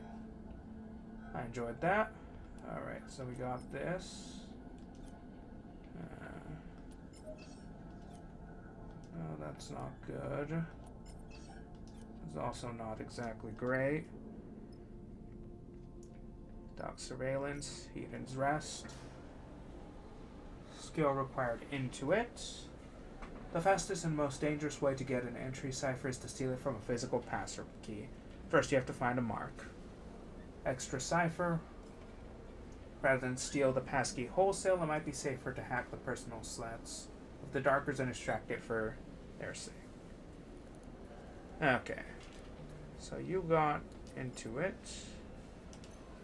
Give me a good outcome. Give me a good outcome. Fuck.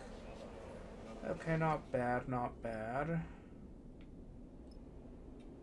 The Rise. Residential towers. Interface into it. To find Atsubo safe house to the Rise, you'll need to monitor the network chatter between enforcers without being caught. Atsubo enforcers aren't hard to spot, so with some patience and effort, following them will lead you back to their space. Okay. Is there anything else we can find? Nope, that's about the limit of our... Okay, so we're going to go to dock surveillance. Give us a positive. There we go. One more positive. Do we want to risk it? The fuck we do not. And the cycle. Okay, give me some good dice. Give me some good dice. Give me some good dice. Those are some good dice. And have I already fucking broken one of mine? God damn it.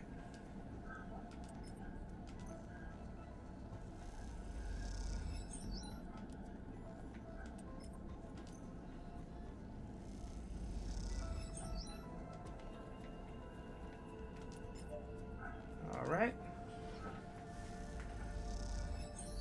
And we good to go?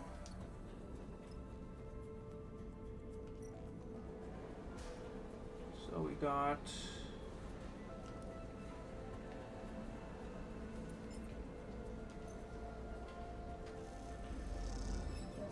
God damn it.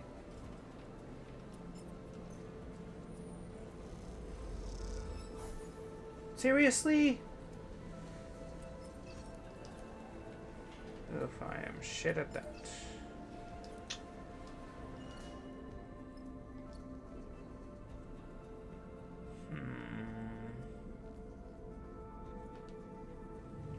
Now let's take another one. See if we can reroll something good, and if not, we will take the fuck off.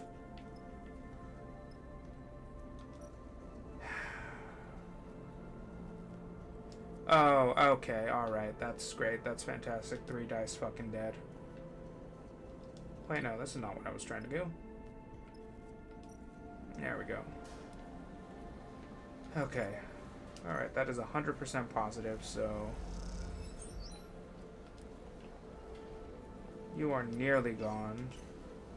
Come on, give me something good. Alright, there we go. You leave Dockside's Rest with an Itsubo passkey in hand, sure to get you inside of one of their safe houses. Now the trick is to find one. You make your way through the docks, and head down into the dark passageways. Sleeper, Cadet calls to you from further back of the passage. Marco just split. You stop in the Darkside passage. We're drifting down a quiet connection between the 2 thoroughfares. You glance around at the loose bundle of wires and stained metal plates. Seems like a safe place to talk. Looked real nervous. Cadet catches up with you. Then he just blurted out that he had something he needed to do and left. She shrugs. Was gone just like that. You pause for a moment, unsure how to react. What's going on? You tell me, Sleeper. Cadet folds her arms. This is your crew. I assume you knew he was going. Which I can see now is obviously not the case. You take a moment. No need to panic. Marco brought you here. He'll get you out. You look down the corridor towards the busier, wider passageway where people drift by. If he needed to deal with something, then well, he needed to deal with it. It doesn't mean anything, but you sure as hell wish he had given you a warning. Surveilled, and now short-handed, this job is going from bad to worse. Awesome. Sick. Fantastic. Do I have... The fuck I don't have. Fuck, that's bad. That is not the worst. Okay, so my Intuit and interface is not trash. Okay, alright.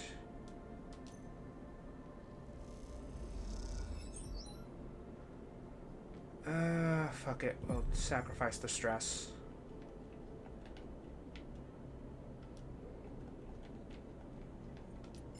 Okay. Come on, give us a neutral. Give us a neutral. Okay, alright. One more neutral. There we go. Okay, give us some good die. Give us some good die. Please, for the love of God, give us some good die. Oh, it's not terrible.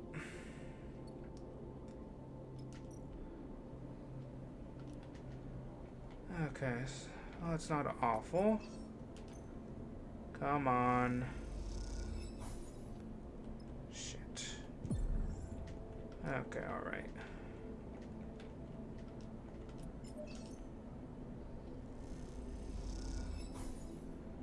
Okay, come on.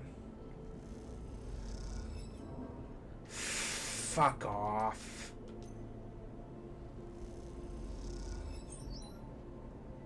Okay, alright.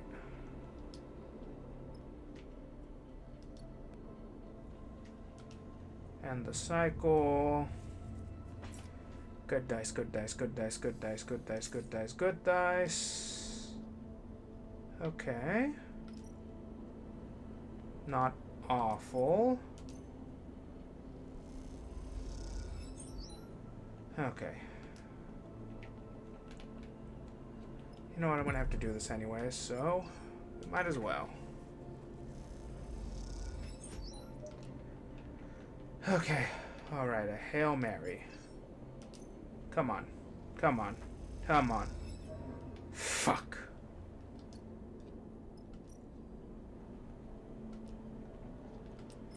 Alright, give us that neutral. Give us that neutral. Give us that neutral. Give us that neutral. Yes! Sobo entry. A simple door head, what you suspect is an Utsubo safe house. All you need is the passkey cipher for entry. Okay. Alright. Come on. The unmarked door slides open as you use the cipher. Beyond it, a dark tunnel descends, its roof a mess of bundled tubes and wires. Entering, you see a flickering light at its far end, and hear the soft echo of raised voices. Looks like a rat's nest to me, Cadet grins darkly.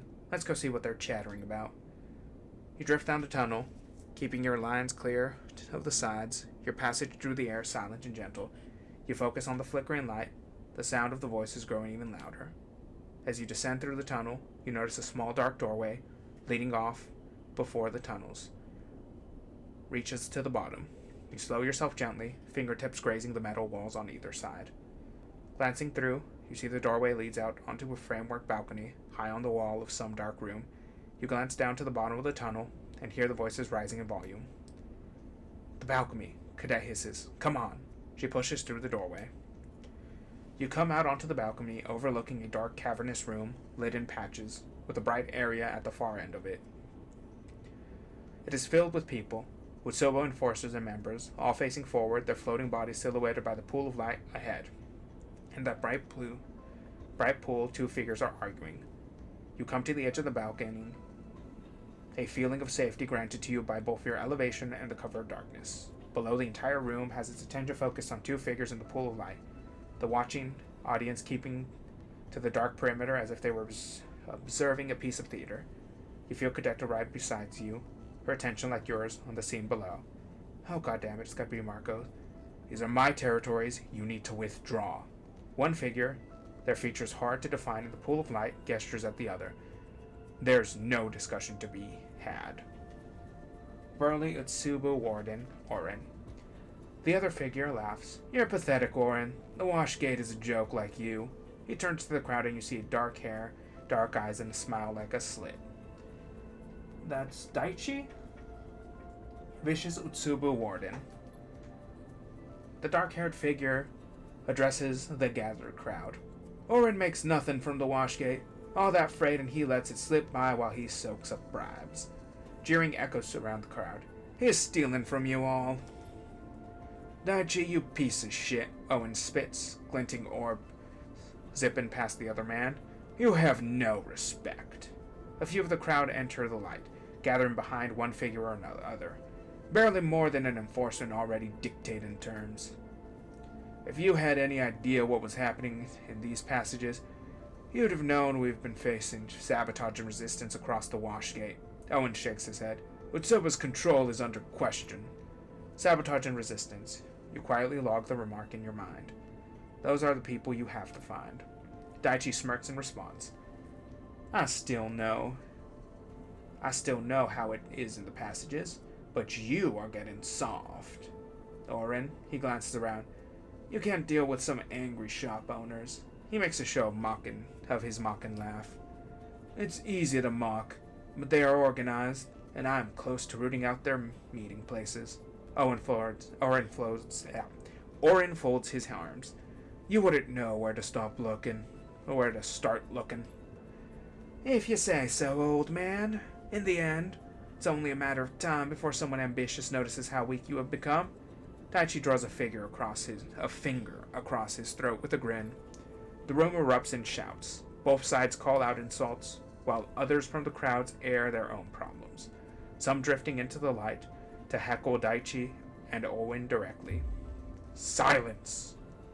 A voice cuts through the room, raised above all others. The noise drops. You lean forward to get a better view.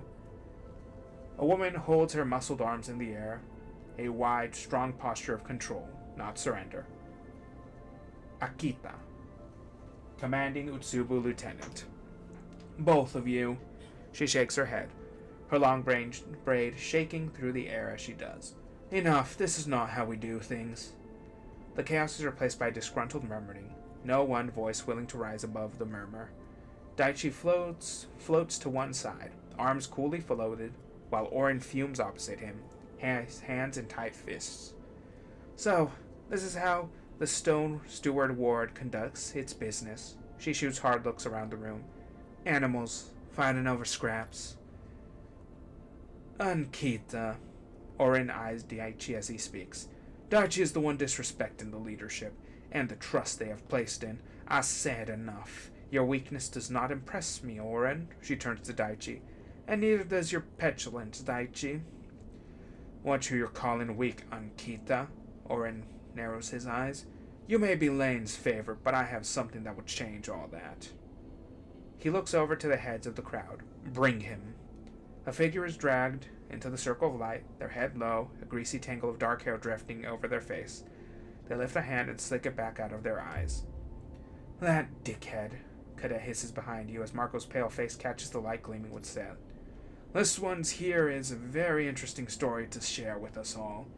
Oren gestures to the gathered crowd. I'm sure you're all aware of the bounty Lane has placed on the head of a very valuable escaped sleeper and their accomplices. Well, Marco here tells me. He smiles at Marco, whose eyes are fixed forward, squinting into the light. That same sleeper is right now on a freighter moored in the Washgate docks. A ripple runs through the gathered crowd, a reflection of the value of the information. You wonder how much cryo is on your and Seraphine's hands. You look into Marco's eyes, attempting to see any indication of what this might be. A desperate bid to save yourself? Or a betrayal of everything you agreed upon? His set stare reveals nothing. Now, Lane himself will be returning in 3 cycles, and you can imagine how pleased he will be when I present that sleeper to him. Akita stares at Oren. You had no business keeping this from me. She folds her arms. I will be the one to bring the sleeper in. Not so fast, Ankita. Oren turns to the gathered crowd. The first of you to bring me the sleeper will be given a share of Washgate. He shoots a look across the circle of light. That includes you, Daichi. The crowd erupts into shouts and movement. The assembled Utsubu members suddenly up and moving towards the door. You push yourself into the corner of the balcony, tucking yourself into the shadows as you hear the tunnel filled with voices. There are shouts and scuffles, and you fear that any moment you will be discovered, but as time passes, the noise subsides. You only open your eyes when the sound disappears altogether. The Utsubu members on the way back to the freighter that is supposed to take you off Darkside. You feel panic rising. You are trapped here once more. Screw this, Cadet hisses behind you. We need to run now. You ascend through the tunnel, silent and slow. Your eyes are on the entrance, hoping that no Utsubu member returns or enters. And then you are back into the main passageway, blinking in the light of the fluorescent panels, gliding away from the entrance lost in a daze. Somewhere in the rise, you eventually stop, not sure where you might be going, but needing to get away from what you just witnessed. You can't get back to the freighter. That much is clear. Which means no supplies, no place to sleep. Then there's Marco. Was this always part of his plan? Or is this just him in survival mode? Your mind fills with questions and worries the path ahead uncleared. What a dickhead. Marco actually sold us out. Cadet hovers in the passageway. When I catch him, I'm gonna wring his neck. Isn't that what that was? But why? Hell if I know. Cadet's eyes flash with anger. What does it matter? He's done. Is it as clean as Cadet says? Can you really leave Darkseid without Marco? If he actually has been caught by Utsobo, can you forgive him for giving into the pressure? You are angry, but you are struggling to be angry at him, perhaps because you have been where he is now, under Utsobo control. What would you have done to escape? Who would you have given up? Come on, Cadet jolts you out of your train of thought. We can work out what Marco deserves later. We can't go back, that's a fact. The ship is compromised, the docks are probably swarming with Utsobo. Cadet sighs and looks around. We should bed down here, ride out the worst of it. I know what it's like to be betrayed, Sleeper. Trust me. But there's no time for feelings right now, only action. Cadet nods up the corridor. I'm going to find an empty unit with a door that locks. Be back in a sec. You take a moment, trying to focus. Maybe if you can find those resisting Utsobo, they could help you? Though you wonder if they ever existed at all, given that Marco was the one who reported their existence to you and Seraphim. Was this whole thing a ploy to collect your bounty, to bring you to Darkseid? If you search out Marco, perhaps he can answer you for better or worse. But you recall Orin's words, sabotage and resistance. It was an honest plea that there's some truth in what Marco said. Utsobo is being resisted. You try to gather yourself. You'll have to bounce back to come up fighting. Otherwise, this place will drown you in its darkness. Okay.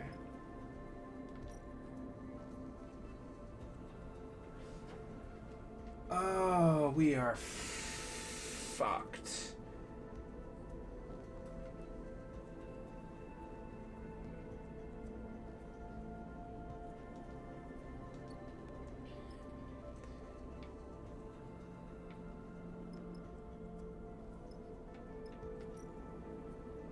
Okay, alright, we'll take 1 stress damage. Fuck. You wake in the cold, abandoned unit to unsettling quiet.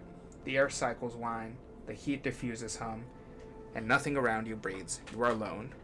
You slowly raise yourself, unclip the straps from the bunk, and you allow yourself to drift up into the air. Silence. And then in the silence you hear something, a scrape or scuff. It draws your eyes to the unit's doorway, where a shape is settled in the dark. I know you couldn't have gone far. Akita shifts to fill the doorway. Rusher. You kick off hard, dropping your shoulder and aiming for Akita. She raises an arm to deflect your hit. As you slam into her, Akita reels back, then spins, wrapping you with both arms, and uses your momentum to whip you around and bundle you back into the unit. Just calm yourself. Akita holds both your hands. Let's not cause too much damage. She raises an eyebrow. May I come in? She's drifting through one doorway. We don't need any extra attention right now. What are you doing here? Look, just shut up and listen. I'm risking everything by coming up here. She drops her voice. She hisses. So don't make this any harder than it is. What I need to know is this. I'm on your side. I want Darkseid free just like you. And I have Lane, and I hate Lane just as much as you do. Ankita sighs. I just have different methods, that's all. She raises an eyebrow. You might say better methods, given how well your visit's gone. Why should I trust you? I'm the only person who can get you off Darkseid, so you better listen closely. Ankita hisses. It has taken me more cycles than you would believe to get this deep into Utsobo, and I'm not about to give up for one escapee. But Lane doesn't actually run all across the belt chasing a lone escapee, even a sleeper. Ankita drifts a little closer, overshadowing you. So you need to tell me now, what does Lane want with you?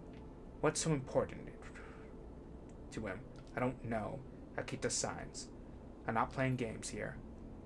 What you don't understand, Sleeper, is that I've been trying to keep you safe since I saw you arrive, but your friend hasn't made it easy. Getting him caught by Utsobo is bad enough, but then blabbing about you being here? I can only protect you from so much. He's not my friend anymore. Where's Marco? I don't run the gang. He's Orin's. I can't risk starting an eternal war. Either way, you are lucky that you aren't in the same position, and you have me to thank for that. So I'll ask again, what is Lane pursuing you?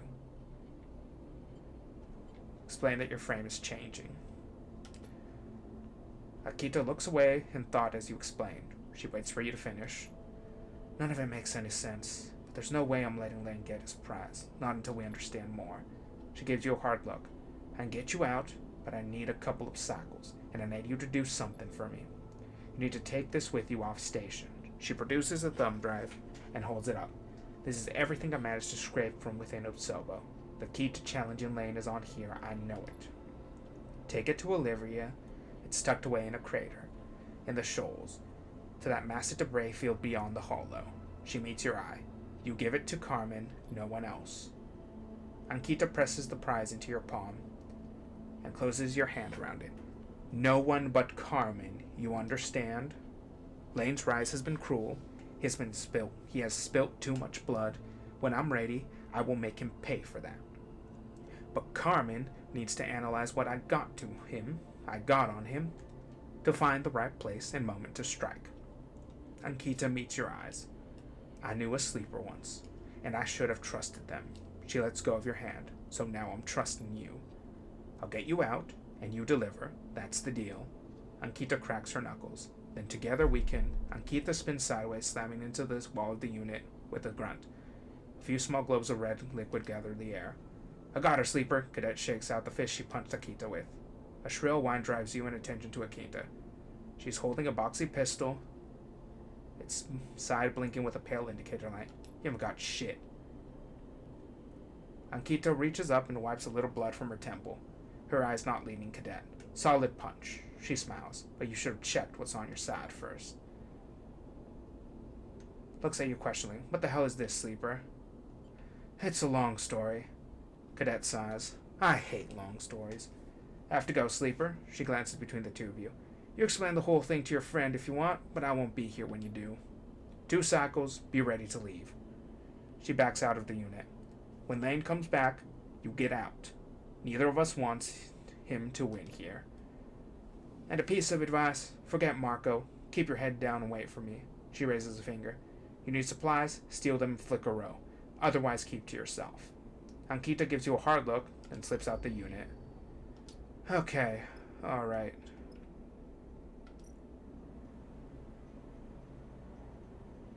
No, we do not. Oh, for fuck's sake! Come on, give me something good.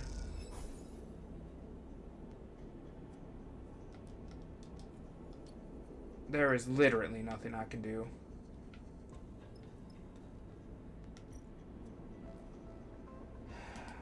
Okay, what's going on here?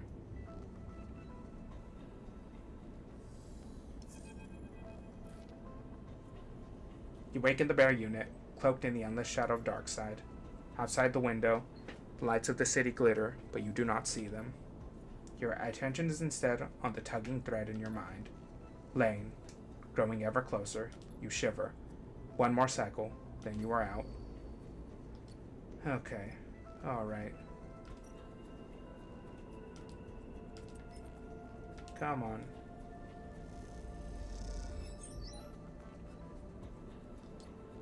Oh, what is going to happen?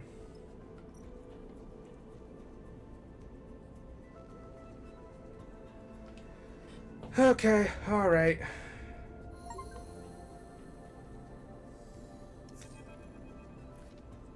You rise from your berth, slowly coming to your senses. This is it, the final cycle on Darkside. Your thoughts jump to Marco, somewhere else in this sprawling metropolis, rising from his own birth to greet another day. He betrayed you, he did what he had to.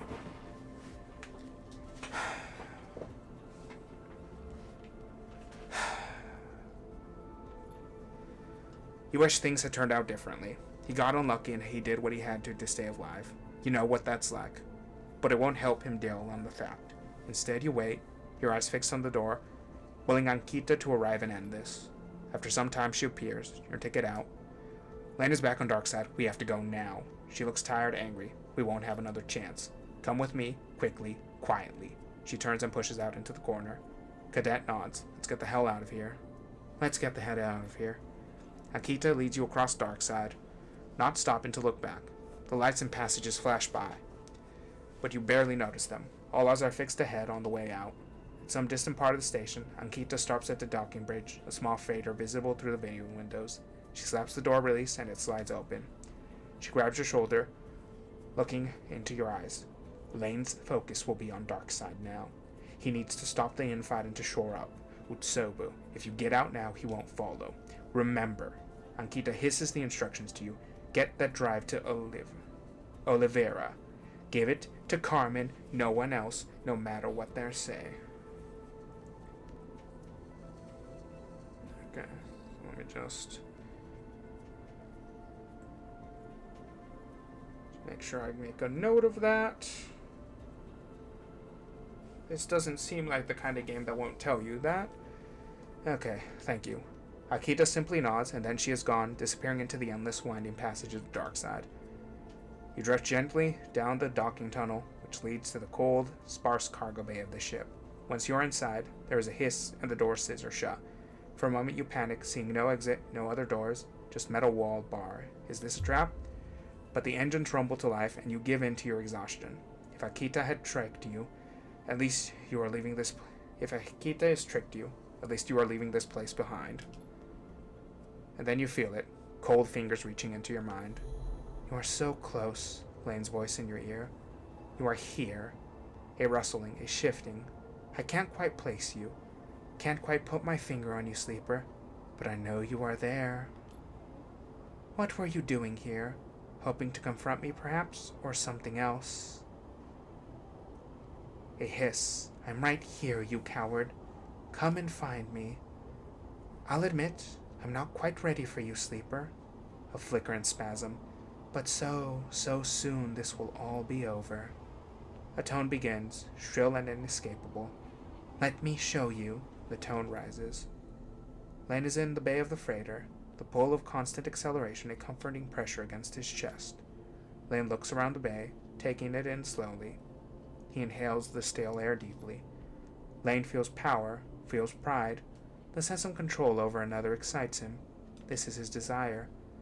Lane lifts his right hand and turns it in the air, flexing his fingers in a satisfying wave. Something flickers at the corner of your vision. For a moment, and you strain to turn Lane's head. It does not turn, but you swear you see a figure there, in the bay with you. It opens its mouth as if to speak, as if to scream. Then it is gone. A smile grows on Lane's face, a spreading tightness that has its own impulse. He raises one hand, and uses it to grip the smallest finger of the other. A pause, then a sudden jerk. Lane slips the finger back against the joint. His pain is instant, as is yours. It burns your vision away. When the white-hot blindness has faded, you look out on the same metal walls. You hold the same finger in your hand. As you release it, you see the crooked shape it has been bent into. A shiver runs through you as you reach back into your own mind to see if any trace, any fragment of Lane remains there. You put your hands on your face and push, as if to push him from your head.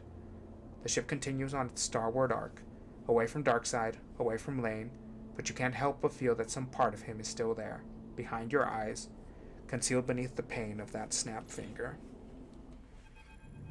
Okay, alright. The rig. It takes a long time before you are ready to discuss everything. First there was the journey to the yard, then disembarking from the freighter, then explaining to the waiting crew why their ship was impounded, a difficult job without Marco. Thankfully, the crew of the shop brought you out to the Darkseid, sent by the Akahito, took the others aside and settled them, though the promise of remuneration or the threat of violence you aren't sure, but you expect they will leave together for Darkseid soon. You do your best to explain your encounter with Ankita to your crew, but the mention of her name sets off a different reaction in Bliss. It seems the two have a history, a relationship that fell apart. Bliss removes themselves from the conversation, and later on you find them in the berths, staring at the wall. The whole time, you find yourself in a daze. Your skin hurts, your muscles tremble, you don't feel yourself. You rest for a while, and as you do, chaos echoes around you. Arguments are hard conversations, until you find yourself able to rise. Now the chaos has passed, leaving you and Seraphim on board the rig with nothing to protect you from his difficult questions. Seraphim waits until it's just the two of you. He floats there, stretching his scarred arm, the protective sleeve that he's been wearing since the far spindle finally removed. What happened with Marco, Sleeper? Seraphim meets your eyes with a look of serious concern. He got himself caught. Shit. Seraphim frowns. Damn it! He punches the wall of the passage. This is not how it was supposed to go. He exhales sharply. We will get him out. We owe him that. He stares hard at the wall. We are going to tear Utsubu down. Seraphim looks down. I'm sorry I wasn't there, Sleeper. I should have never let Marco go instead of me. That's okay. Seraphim nods. Never again. He looks up. Tell me it was worth it, Sleeper, that you got something on Utsubu. You explained the mating you witnessed, the conflict between Orin and Daichi, and Ankita's intervention. Explaining Ankita takes a little more effort, but you tried to remember everything that happened. You explained Ankita's insistence that she was working against Darkseid, and how she got you off station. You explained that Utsubu itself is coming apart with Lane absent, and that this will draw his focus away from the two of you. Seraphim waits until you finish to respond. So this Ankita got herself inside Utsubu. He raises an eyebrow. Just to try to break their grip on Darkseid? He whistles. Takes some balls. You explain the drive and mention Oliveira, Carmen, and then hold up the thumb drive, the one Ankita entrusted to you. Oliveira, he screws up his face. I've heard of it, maybe once or twice. I assumed it was some backwater colony. No, he sighs. Never met a Carmen, though. What's on that thing? Seraphim nods at the thumb drive. Ankita didn't say. I don't get it. Seraphim raises an eyebrow. Why just deliver this little mystery drive and that's all? He looks away deep in thought. Is that what you want to do next? Oliveira. You never even heard of it. But it seems like the place to go if you want to help Ankita fight back against Lane. You look at the drive, and even as you do, you can't help but feel you're being used. Not for the first time. One thing I will say, Seraphim begins, clearly thinking out loud. If we want to head back to Darkseid, take on Lane, we're going to need to do so on our ship this time. Some crews got spoofed transporters. Send out a signal mention another ship. He shrugs. Not going to get one fitted here, but that's something we need to look out for. Sure, you think. Go back to Darkseid, where Lane waits. A shudder of fear runs through you, thinking of the moment he slipped into your mind on the freighter. If you ever go back there, you know you'll need something to counteract with him. But you recall Observer's presence in that moment too. His strange form holding shape as Flame tried to override your control. Perhaps Overseer has a way for you to resist his signal. Your mind whirls with possibilities and problems. Is this really the right move? To go back to the place that almost killed you twice? To take Lane on? Seraphim looks at you expectantly. What are you thinking, Sleeper? When to prepare. I couldn't agree more. Seraphim shakes his head. Next time will be different. We will be ready. We will come up fighting, and Lane won't have a clue what hit him. We need to work. We need a crew. Seraphim starts counting his fingers. We need to take that thing to Oliveira, and we need to get you we need you strong, Sleeper. Speaking of, Seraphim takes out a box of components. I kept myself busy these past few cycles, working in the fabricator bays on the scatter yards. I figured we can use some spares. But first, Seraphim takes a calming breath. We rest.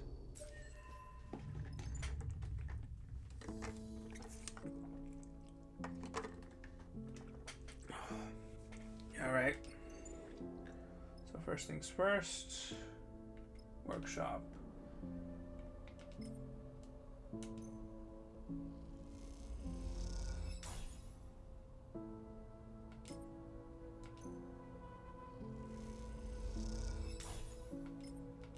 We need to make some fucking dice.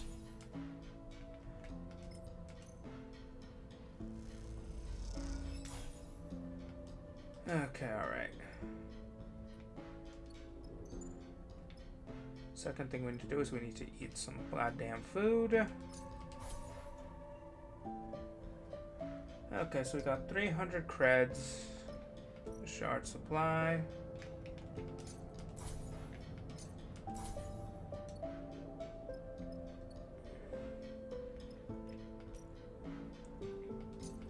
Feed the cat. Okay. Alright. Oliveira. Okay, so we're gonna go to the Hollow first. Check out that ship of his.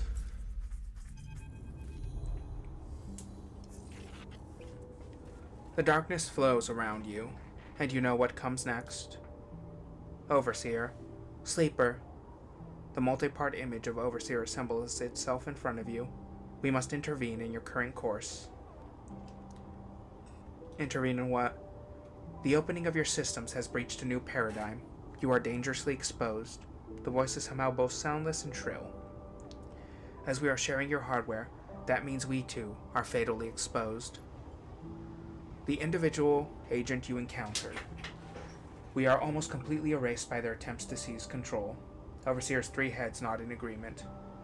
Slain. We have knowledge of this name from your memory banks.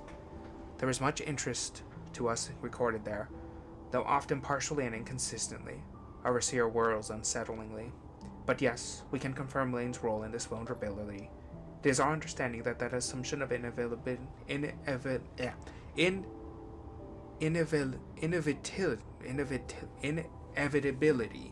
I cannot speak English. It is our understanding that the assumption of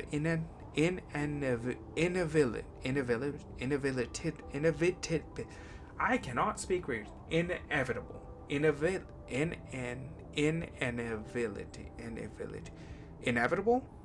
Inevitability. Why can I not say that word? I've said that word before. It is our understanding that the assumption of inevitability. I cannot speak. Inevitable. Inevitability.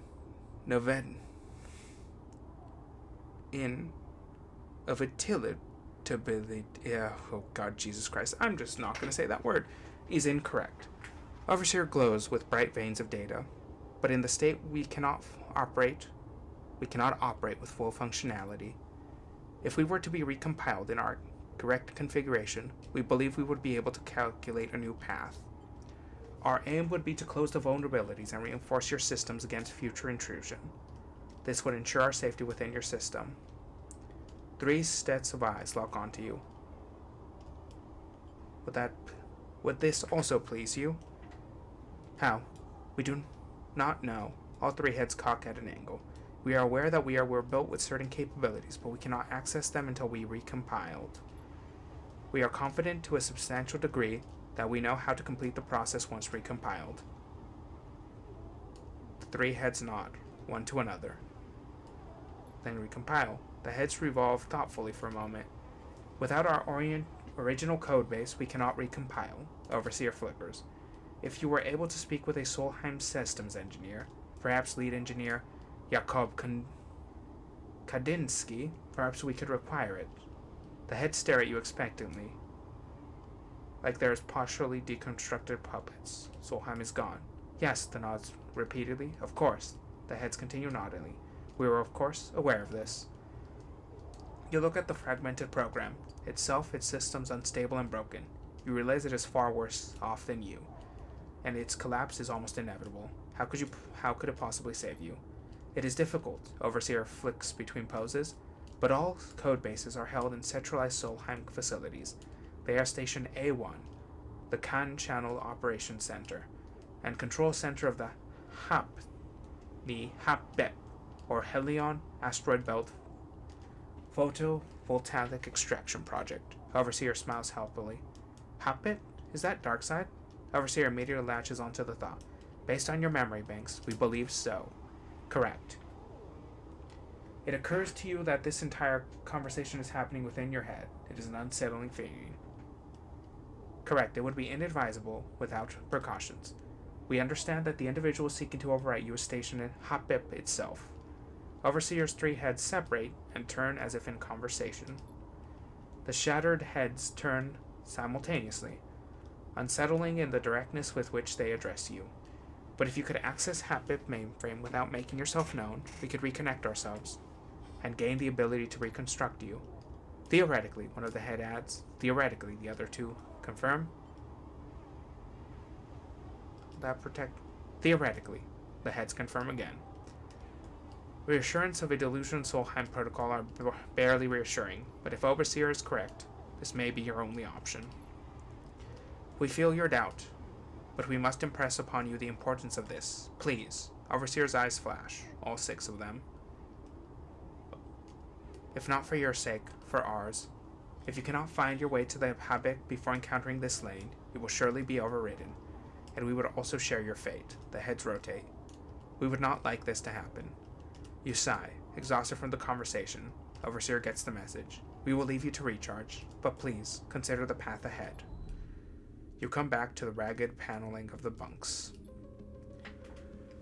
Somewhere behind your left eye, the ache begins. You envy Overseer for its lack of a body and the pain it causes, but then suddenly you wonder if sharing your body it shares your pain too. The thought makes you pity the broken protocol, its sense of time and place shattered. Perhaps you share more than you would like to admit. The pattern ahead begins to take shape. It seems a return to Darkside is inevitable, but you will need help to make the return. Sleeper. Yujin takes you aside. I'm going to head into Radius Markets to find my contact, the one with the data on the Aphelion. You should come with. 2 sets of eyes are better than 1. Who is this contact anyways? You know how it is. A man never reveals his contacts. Yujin winks. He's just an old friend. One I've had traded favors for with a few times. And who has a good nose for data trails. But trails run cold quickly, so we should get on his. Yujin grins and heads for the L Rock. You watch him go, unsure what his swagger might hide, but you've come this far with him. Maybe it's time to see where it leads. Okay. Radius Markets. First things first. Feed the cat. And we have Hollow View. You find a high window with one of the radius bridges and low down into the core of the hollow. A good spot for sketching.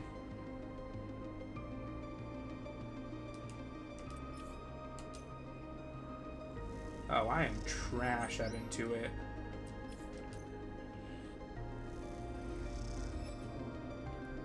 Rip. Come on, here we go. Positive results. And let's get us a neutral.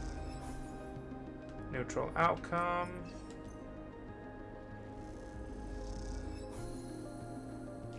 There we go.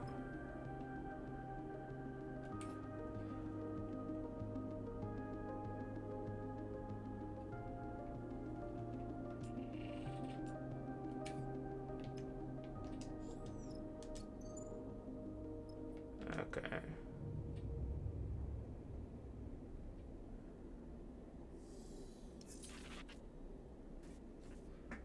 Alright, 2 of them are glitched. Ask around. Intuit is bad, but we'll make use of these glitch die. You spend a while watching the traffic, but it's hard to keep your mind on the job. You feel like you're just wasting time. The market has plenty of stalls, and they're regulars. One of them must know something about Yujin's contacts. Rip.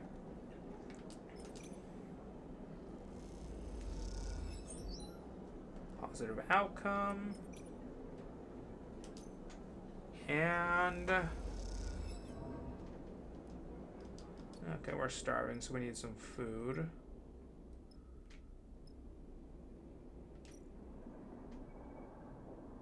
Huh. Shit, we don't have anything, huh?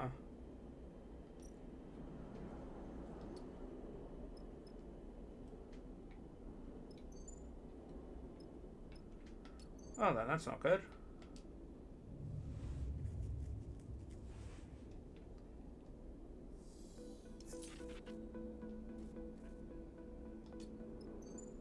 Okay, alright, so we need...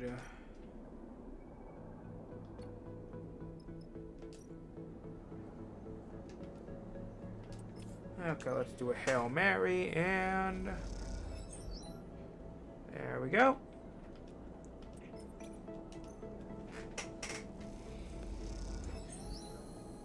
Alright. The radius markets surround you and Yujin. Much of the architecture of the Starward belt is built on a Solnheim foundation. As a corporation from the core, Solnheim's structure tends towards cardinal directions, towards respecting gravity in a place where it has little effect. But the radius market has no such bias, and no singular direction. Instead, the stalls and shops built from the scrap frame and the whole plate project outwards from all 8 of the surrounding walls. The effect is overwhelming with activity and interest in all directions. Between windows that open to faint stars, scrap dealers, street food vendors, data fences, and tailors compete for the attention of the stream of customers drifting around you. Sleeper. Yujin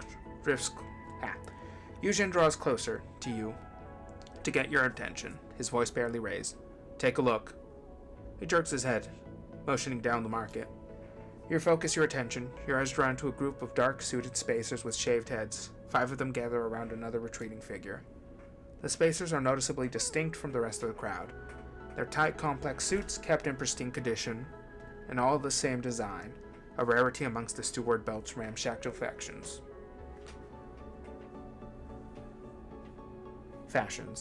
You see one of them is gesticulating aggressively, chopping the air with his hand. Yujin nudges you again. Not the singers. You glance at him, unsure of the term. The one they are threatening. Yujin starts to move forward, his eyes fixed on the group. That's my contact. You turn back to the group, the singers, as Yujin called them, and see they are rounding on a figure now. The body language is clear. They're about to come to blows. Yujin clearly sees the shift too. Before you can say a word, he's off, gliding hard towards the crowds towards them. You give chase without thinking, kicking off the nearest strut and angling yourself towards the central void of the market behind Yujin. Yujin doesn't stop. He bears straight into the singers, sending 2 of them spinning into the crowd to a chorus of shouts and protests. Join the fight. Hell yeah. Oh god. You follow Yujin's example, arcing your path into one of the singers and throwing an elbow. Both you and Yujin rain down blows on the crew, sending them scattering across the market and into the crowd that is gathered to watch. As the last one disappears, you look over to a bruised Yujin, a stream of bloody spears floating from his nose. He gives you a nod. That was not a good idea. Yujin's captain looks between the 2 of you. I should have guessed you'd pull this kind of shit, Yujin. A nervous signal chaser, Luis. Luis, Yujin comes a little closer. Maybe if you stayed in touch, we wouldn't have come in like the cavalry. Well, the other guys aren't going to forget you 2 anytime soon. He sighs. Come with me. Luis leads you away from the open market, most of the crowd having dispersed, into a small passageway. He finds a hatch, opens it, and beckons you both through before slipping inside, closing it behind you. So what business did you have with the singers? Yujin perches on the stool in the small workshop, picking up a tool from the mag strip above the bench and turning it over in his hands. Singers, is that what you call them? Luis looks nervous. First I've known of them is when they turned up a few cycles back and started pressing me for info. I've run into some singers before. Not these ones, but they're all dressed the same. Yujin glances at you between you and Luis. They are refugees out of Ember's song. What are the moons of that gas giant in the inner system? Their moon is a volcanic hellhole, so while these guys are refugees, fleeing the war like the most, they tend to be tough as hell, and aren't used to being told no. That part checks out. Luis smiles a weak smile. They have been pressing me for data for cycles ever since they showed up. My data. Yujin clicks the tool back onto the mag strip and fixes Luis with a hard stare. You've been shopping it around then? Trying to drive a bidding war? Luis holds up his hands. No, nothing like that. He is afraid of Yujin, and you worry why that might be. I just wanted to verify the data. I asked around. Someone I showed it to, well, they mentioned a fraction drive. You see Yujin bristle with anger. Luis keeps talking, speeding up. That was all. But a couple cycles later, those singers, as you call them, started showing up, and I had to hide myself away. Hard to run a data business when you can't even go out to meet your clients. That's why you went quiet? Luis turns to you, seemingly glad not to have to look at an angry Yujin. Exactly, Luis signs. I also had to focus up on getting the story straight because What I was told, well, it's quite the tale. The friend I showed it to, he's told me he's heard about the ship before. Mostly what he thought were rumors about a fraction drive ship. Apparently, when Solheim collapsed, there was a struggle over who got to take it. Two execs from the old corporate hierarchy wanted in, and some of their underlings spun out about it too. Those wrecks you visited? That was the site of the battle over the thing. The ship was a hot ticket even then. You think back to the twisted and blasted remains of those ships, the wreckage strewn across the asteroids. You wonder how many died trying to get the Aphelion path and its golden drive. Seems like both execs got spaced, but someone came back later, slipped the ship out of the wreck, and was carrying it. Here's the funny thing. Rather than use it, they dismantled it, took the ship apart here, and took the ship apart here at the Hollow. Hell, that's probably strut work from the Aphelion path in this very station. Luis looks around at the scavenge compartment you are inside. So it's gone? Not quite. Luis smiles, enjoying telling the story now. They weren't stupid enough to dismantle an interstellar drive. The story goes, they buried it in a rock out on the shoals, totally unmarked. With thousands of rocks there, they could leave it as long as they wanted to come back when they were ready. Things is, they never came back. Eugen finishes the sentence, his anger fading now. Bingo. Luis grins as he holds up a thumbnail drive. And I've got the coordinates of the beacon that'll lead you right there. Eugen snatches it from his fingers. Should have led with that. Eugene sighs deeply.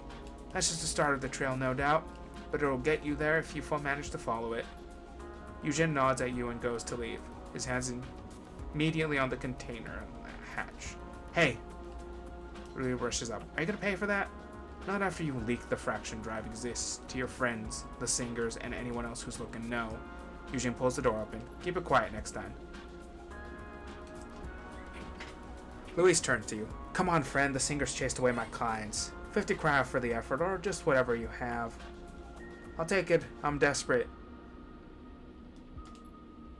You pass him a stack of chips and he clasps your hand. I appreciate it. He looks over your shoulder to see if Eugene is still here. Hey, look. Be careful with that one, alright? He's not to be trusted. You turn and Eugene is already gone. You follow him out of the container. Time to go find a fraction drive. Alright, okay. Okay, so we're going to want to engage. Explore the access. When the shell is mostly housing an infrastructure, the Hollow's access to where traders, spacers, and scavengers dock and meet. The locals bounce signals off the inside of the Hollow shell, from pirate radio to shop adverts. Tuning in might teach you something.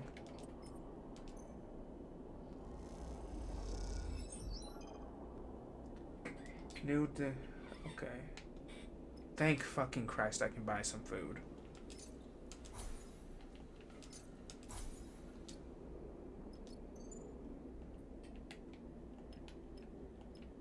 Time to feed our cat.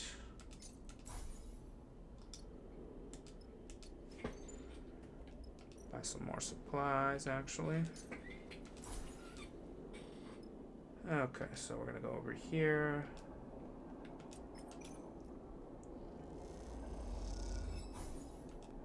Neutral outcome. Positive outcome and a new location. Debris dealers. Buy scrap components. How much scrap do we have? You should probably buy some more. Fill fuel.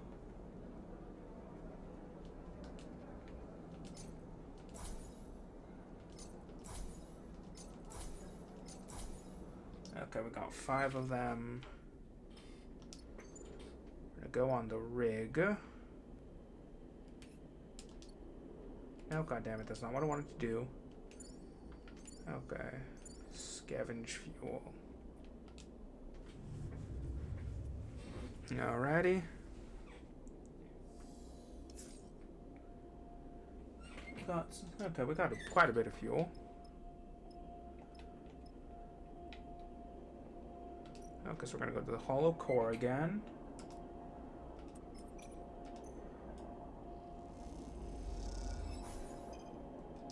New location. Sunward Pole. Help with repairs. You have heard that drifting Conway munition may have been responsible for the damage to the pole, but that is just a rumor. The signaling station on the pole is paying a small fee to anyone who helps seal up the damage sustained by recent explosion. Okay. Alright, give me a positive response. Negative outcome. Fuck off. Okay. There we go.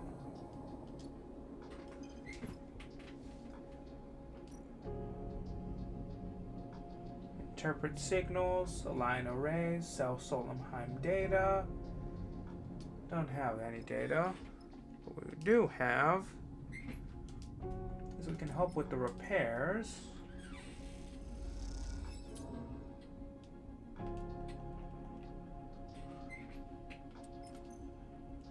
Come on. There we go. And the cycle.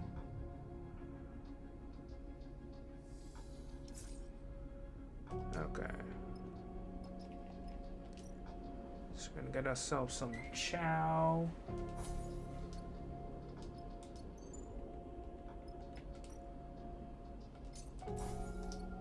Feed the cat.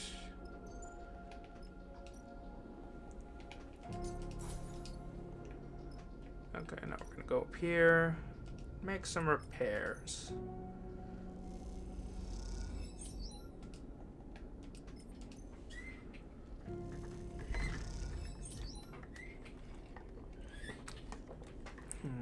Not an impressive amount of money, but anything's good.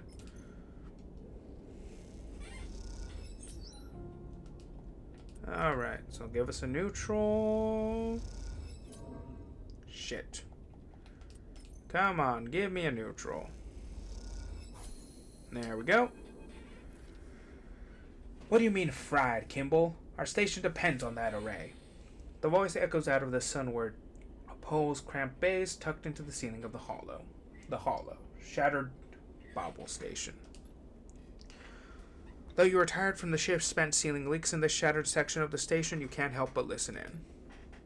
I've been patient, Kimball, but now, with the repairs almost done, you're telling me that we can't broadcast anyways? The voice comes from a hall doorway nearby, and you float past, you glance inside. You see a woman, facing away, addressing the back of a man, half buried in the guts of some complex machine. I'm sorry, Kimball, she concludes, but that just feels malicious. The man, presumably Kimball, mumbles something in response, though you do not catch it through the wires and mechanisms that surround him. The woman quickly tours and spars you, peering in the doorway. Kimball, pirate radio technician. She gives you a curious look. Oh. She quickly smiles. Hello. She closes distance. I'm Cyrene. She offers a hand. I've seen you working on the repairs. She tilts his head. We appreciate your efforts. Cyrene, pirate radio broadcaster. Happy to help. Cyrene looks over her shoulders at Kimball and then back at you. How do you feel? She pauses for calculating about the war in the inner system. It's working for the belt. It's worrying for the belt. I don't know much about it. I'm not surprised. She leans a little. That's how they want it to be. Did you know that Saren Strat has already started shipbuilding in Sinza? Cyrene watches you for your response. Sinza? One of the three sisters, in orbit around Ember. She raises an eyebrow. You haven't left the belt, have you? You hear a grunt from Kimball, his head still buried in the machine's inwards, and it is unclear if it's a reference to what was said, or just the sound of repairs going poorly. We, Cyrene places a hand on her chest, are the Helion Dispatchers, the only pirate radio station in the Starward belt. She lifts her chin proudly. We keep the system up to date on the shifts in the system's power structures and the ongoing corporate war, all through the voice of the Helion system's own residents. Kimball grunts again, and a shower of sparks bursts from the machine behind Cyrene. Or at least we did, before our transistor got fried. Cyrene suddenly looks crestfallen. What happened? Oh, that repair work you've been given away your time to? You've been given your time to? That was all caused by a Conway autonomous munition trained on our scent. Cyrene's eyes flash with anger. A mumble comes from Kimball as he pushes a handful of wiring out of his way. I do know that for sure, Kimball. Why else would it come so deep into the belt and to hit the hollow at our broadcast site? Cyrene turns back, hands on her hips. Kimball responds with a shrug. Either way, straight after attack, we found our gear had been tampered with. Sabotage. Kimball grunts. Yes, Kimball, or just looted. Either way, we are now quiet, and when we are quiet, the war continues unobserved. Cyrene folds her arms and looks away defeated. My crew is looking for work. I'm sure you are, same as any other crew in the belt, but trust me when I say pirate radio does not pay. Cyrene sighs. Look, we need a new broadcast array. A better broadcast array. Cyrene glances over her shoulder. We don't quite have the reach we'd like. Where you get one, that's another problem. We're talking pre-collapse tech here. It's not something we can just build ourselves. Kimball mutters something from the depths of the machine. Yeah, Holmes Rock isn't a bad idea. It used to be a relay station for Solheim, so it stands to reason that they'd have arrays. Cyrene replies. And then there's the terminal here. Kimball's been bugging me to dig out some engine components for him to crack open and use in his repairs. God knows what kind of repairs he'd need those for, but that's what he says. Cyrene looks over his shoulder at Kimball, but receives no response. You both stare at his broad shoulders for a moment, as a thin trail of smoke begins to emerge from the machine. Oh, you don't want to let the magic smoke out of any electronic. No, if you let the magic smoke out, it stops working. Everyone knows that. Now maybe we can do a little fundraising here on the Hollow. What we can get, we'll happily hand over. But I'm telling you now, it won't be a lot. I'll see what I can do. We appreciate it. Hell, the people of the Helios system would appreciate it. She glances over her shoulder. I think Kimball would appreciate it too. We leave Cyrene and Kimball to their repairs. Make note of the engine components and wideband array that we'll need to get back on the air. It's hard to tell if this will be a job worth your time, but then again, someone as knowledgeable as Cyrene might be a useful asset. Okay.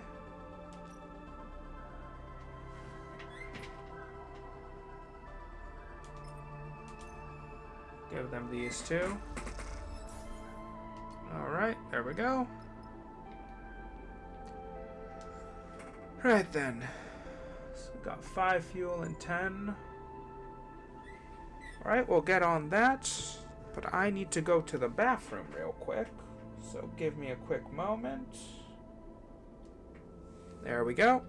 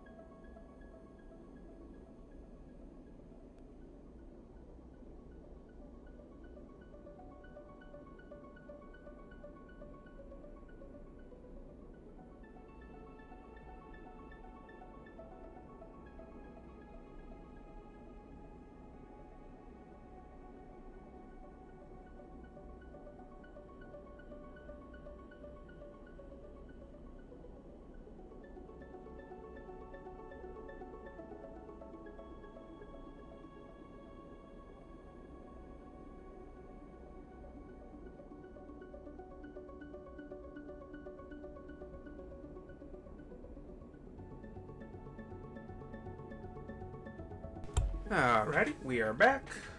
Now let's go on to the year. Okay. So he has got... What do we want to take in addition to him? Let's take Bliss. Actually, let's take Nia.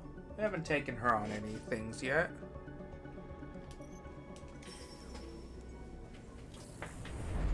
Hopefully she'll be useful.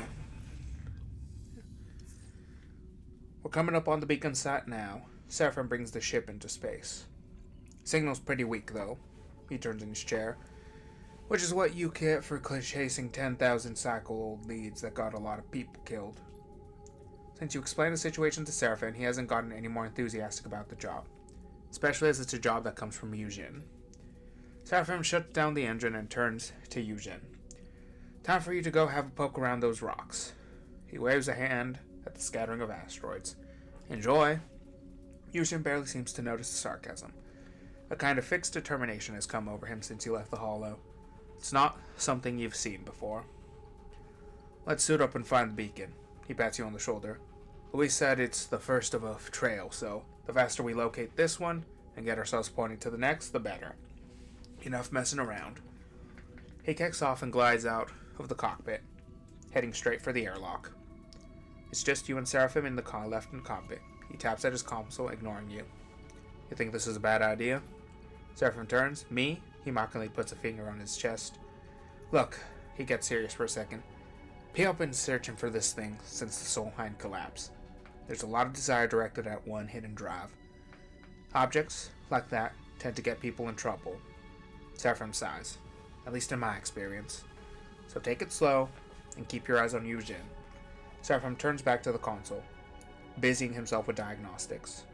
You turn and leave the cockpit, your mind on the beacon and the trail that should, all being well, end at a ticket out of the entire system.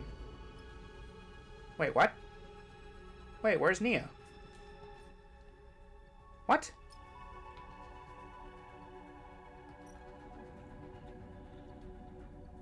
Wait, where? I put Nia on the ship, didn't I? Did I not?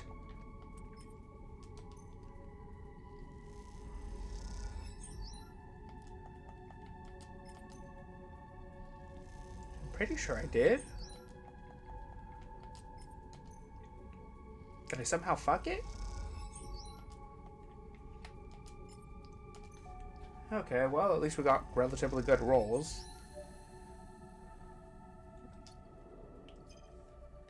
Okay.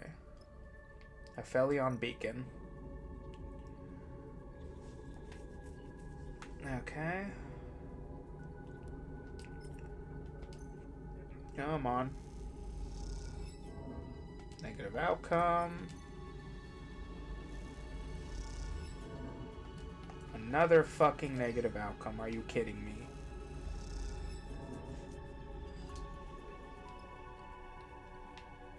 Wait, I put Nia on the... Oh, god damn it.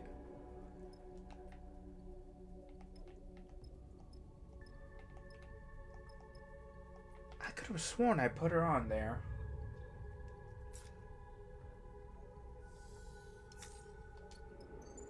Well, at least we got good dice. Okay, so interfacing and intuit.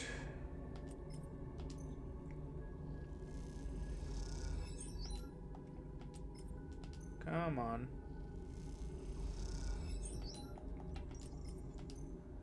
Give me positives. Give me positives. There we go. We're in. Yujin nods at the data port, deep inside the belly of the beacon. He peers through his suit's faceplate at it. You have part of the plating removed, and you're pretty sure that you have access to the coordinates you need. All that's left is to slot a drive. I've got this. Yujin takes out a thumbnail and slots it in. Easy as can be. A smile flickers across his face. You peer into the beacon. It's been a delicate job getting the security access and the system's knowledge to find the coordinates for the next step, but all seems to have passed without incident. Got it. Yujin pulls the drive and thumps you on the shoulder. Let's head to the next one. Look alive down there. Seraphine's voice comes over the cards. We got a ship on approach. We need to make ourselves scarce. You and Eugen exchange looks. The singers. You kick off and glide towards the ship, but Eugen goes in the other direction. You wonder what he's doing for a second, then you see it. He arrives at the beacon and immediately begins laying into its metal shell. He pulls a tool from his suit's belt and caves in the beacon with an anger that chills you. When he's done, the beacon is just another chunk of debris in the shoals, and he joins you in the cockpit. Seraphim gives you a look, but doesn't say a word. He just silently taps in the new coordinates. Look at Eugen, his expression fixed and his eyes cold. Then Seraphim fires up the drive.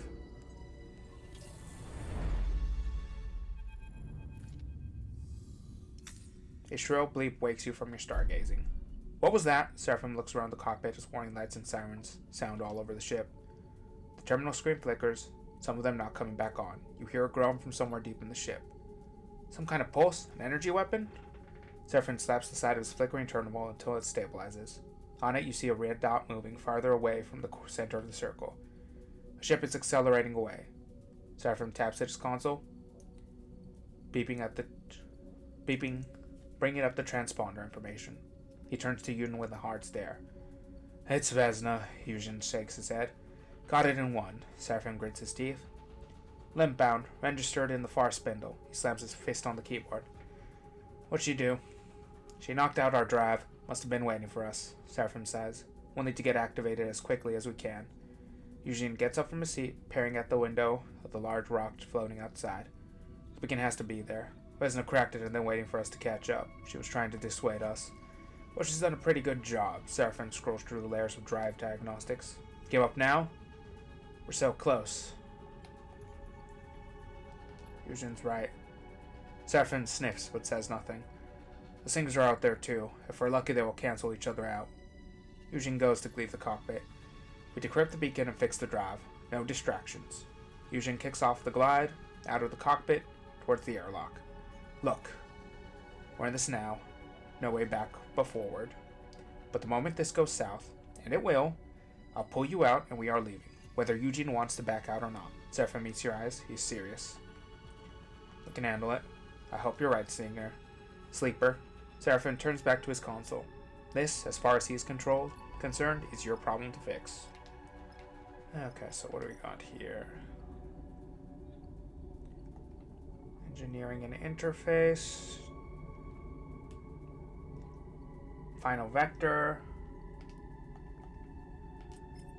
Okay, so we got this. There we go. God damn it.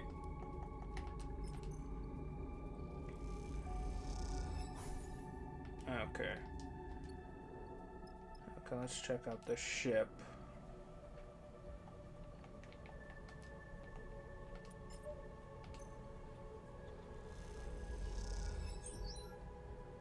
Alright. Okay, so we need to get this up.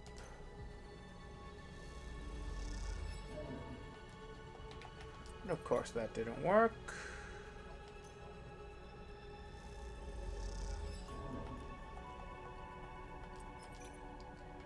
Come on. Neutral outcome.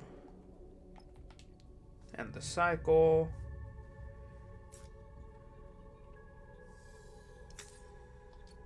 Okay, alright. And that's... oh shit, that's good. Okay. So we got this.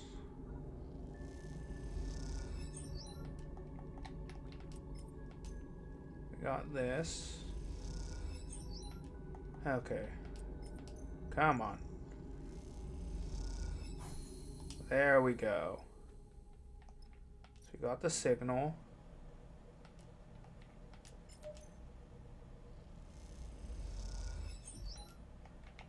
Okay.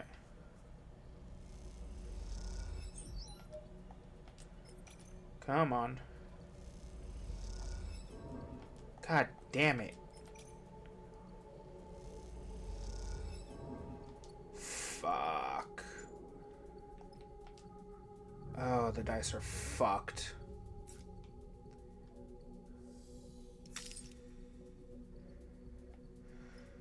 Oh, that's just fucking great. No, wait, we don't want... Wait, no, wait.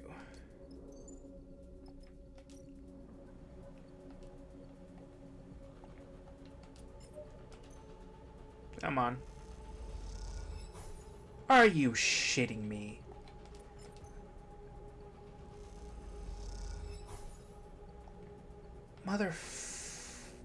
Come on.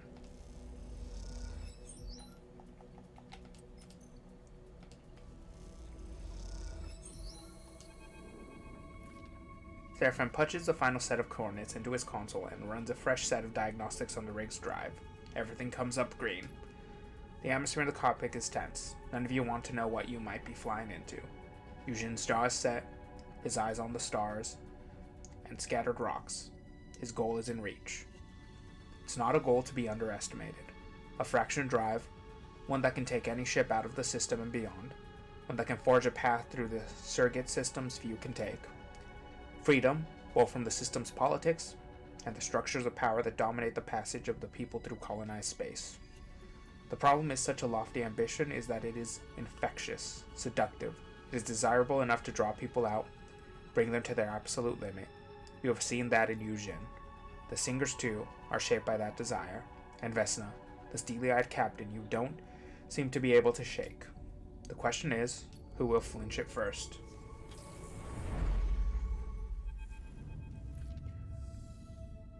Apholion's End. Final resting place of the Apholion Path. Here you are, moored around a remote and airless rock, a scattering of debris concealing an object of great value, and a system spiraling into war. We're the last here. Seraphim shuts down the drive, but at least no one started shooting. Vesna would only kill as a last resort. Eugene looks out at the rock. The singers I'm less sure about. Reassuring, Seraphim deadpans. So what now? We walk out there and start digging? What do you think, Eugene? He turned to face Eugene, but he's already gone. You get after him, Seraphim shakes his head. I'm going to keep the rig warm. I got the feeling we're going to be needing it. As you glide out of the cockpit, you hear the airlock cycling. Eugene is already out. You speed up, grabbing his chute and wrestling it on as you go for the airlock. The door hisses open to reveal a sparse landscape. The twisted parts of a facility or ship corroded beyond recognition jut up out of the dirty rock, the dusty rock. Squinting into the faint and distant sun, you can make out two figures in suits, standing a fair distance apart in the middle of the loose circle of debris. You glide down towards them, specks of loose gravel and decaying metal bouncing off your suit as you do. Now, a voice crackles through your comms as you approach, broadcast over the open channel. None of us want to die out here. You see them now, the two figures, Vesna and the leader of the Signers, Petter, facing each other across the dusty plain. Vesna's arms jutting out of her body, her hand resting on an object on her hip, a weapon. Keep your distance, sleeper. Hers flick over to you as you approach. This godforsaken rock is crowded enough as it is. We set foot here first. The claim is ours by anyone's judgment. Peter speaks calmly, slowly, his arms at his hips and his palms upturned, and I suspect that we are the best equipped to find the fraction drive and put it to use. Leader of Ember's Song refugees. Anyone's judgment? Vesna scoffs. What do you see out here to validate your claim? She gestures at the rock-strewn void, with one hand, her other firmly in the grip of her handgun. The sleeper is our witness here. Peter turns slowly to you. I'm sure they'll verify their claim. I didn't see who was first. Vesna laughs. Well, at least someone still has integrity. You look between the two of them, searching their faces for intent, an opening, anything. Vesna's ocular implants give nothing away, but the visible tension in her gun arm suggests failing patience. Peter, meanwhile, projects an atmosphere of considerate calm, but there is violence behind that benign smile, and a few singers somewhere out there in the dark.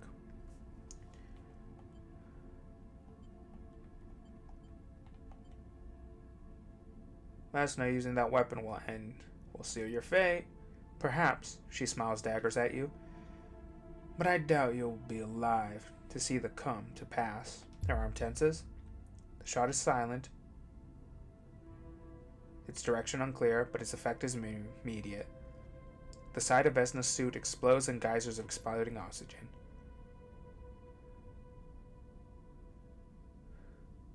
She spins, clutching at the wound to clamp it close. As she does, you see the shot grazed her, splitting the suit, but leaving her body beneath intact.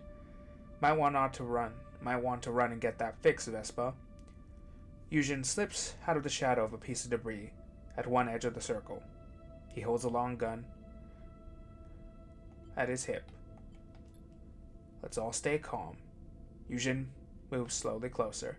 You son of a bitch! Vesna is doubled over, unable to take her hands away from the hole in her suit without risking immediate depressurization. Yujin draws alongside you, his eyes still on Peter. Time to turn yourself around, get in that ship of yours, and go back to wherever the hell you crawled out from. You glance at Vesna. There is a spot of oxygen spewing from her chute, leaking between her fingers. She doesn't have long. We can't abandon this claim. Peter shows his open hands. For the Singers to survive, we must leave this system behind. There is no way for us to support ourselves out here. Our moon is gone, eaten up by the war. The belt will be next. You may as well shoot me here if you're not going to let me take the drive. This is my people's future. Well, Yujin shifts his shoulders. If you insist. Sleeper, we have incoming. A lot of incoming. You glance at Yujin. He's hearing the message too. A whole load of Conway ships are approaching this location. Can we outrun them?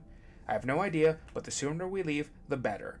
Seraphim's voice distorts. Conway drone ships don't tend to ask questions. You look across Peter and see his lips moving but hear nothing. He is talking to his crew. A moment later, you hear the click and he switches back to the open channel. If you heard what I just heard, then you know we are at the time. Peter looks deadly serious now, his face of diplomatic calm having fallen away. We Singers are the only crew who can pull the fraction drive out before Conway arrives. There are more of us, and we have the experience. Let us take it. Don't let it fall into the hands of the system's biggest enemy. Sleeper, Seraphim hisses to the comms, get back to the rig. No, Yujin cuts in. You aren't sure if he's responding to Seraphim, Peter, or both. The drive is ours. I have worked too hard and come too far to let it go now. He raises the long gun on his shoulder. You're all insane, Vesna spits out the words, her voice strained and hoarse. I'll leave you to your graves. She kicks off from the lock, arcing towards the crimson shade of the limb hound.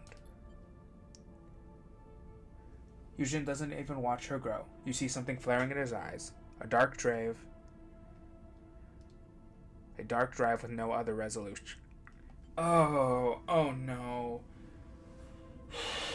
What do we do? Okay. Alright.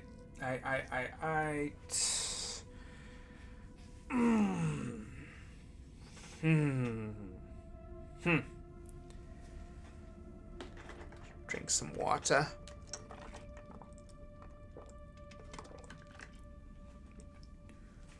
I'm going to try and talk him down. You put your hand on Eugene's shoulders, and his eyes flick to you. You know what it is to be driven, especially towards freedom. Yours is a life where each escape has been earned, both by desire and sheer determination. But you also know how lives are wasted, thrown against the walls that restrain them, again and again, only to come apart. You know that determination must be tempered by humanity, by empathy, by care. And in this moment, this is what passes between you and Eugene. Solidarity, empathy, and care. Eugene's resolve crumbles and he turns. You see Peter watching carefully, his eyes flicking between the two of you. When he sees Eugene drop his gun, he nods at you and retreats.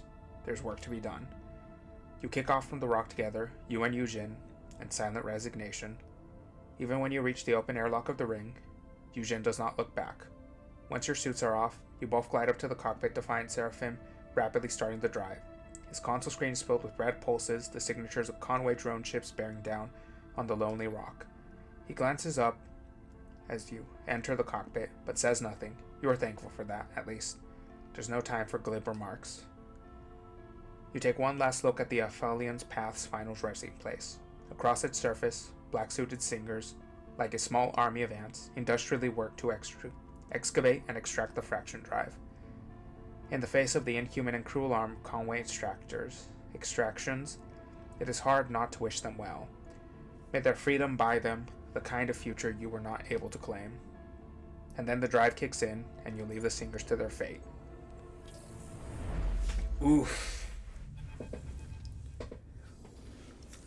The ship is quiet as you dock with the Hollow. No one is eager to speak about what happened out there, not in the shoals. Even Seraphim is quiet, tapping away at the engine shutdown in comfortably routine motions. Eugene broods at the back of the cockpit, looking drained and pale.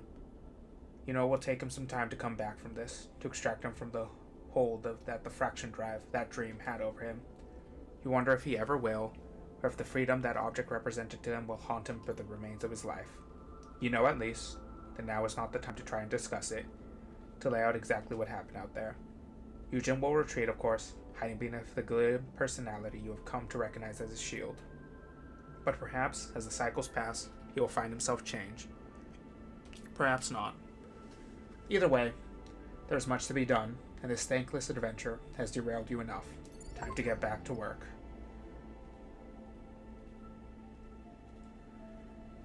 Alrighty.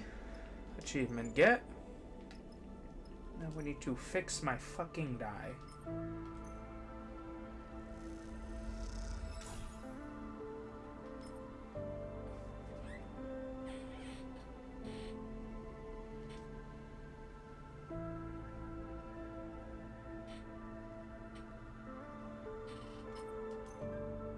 Okay. There we go.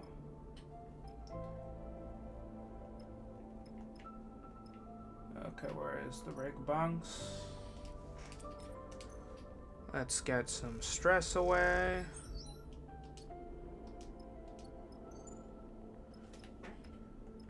Okay.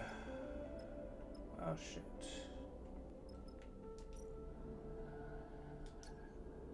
We have buy fuel, fill fuel.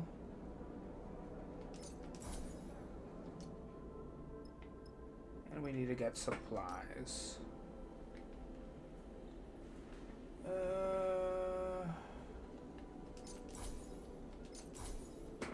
Okay.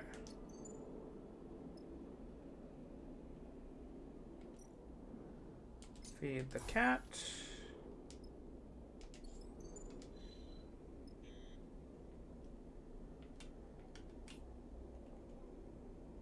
Let the dust settle.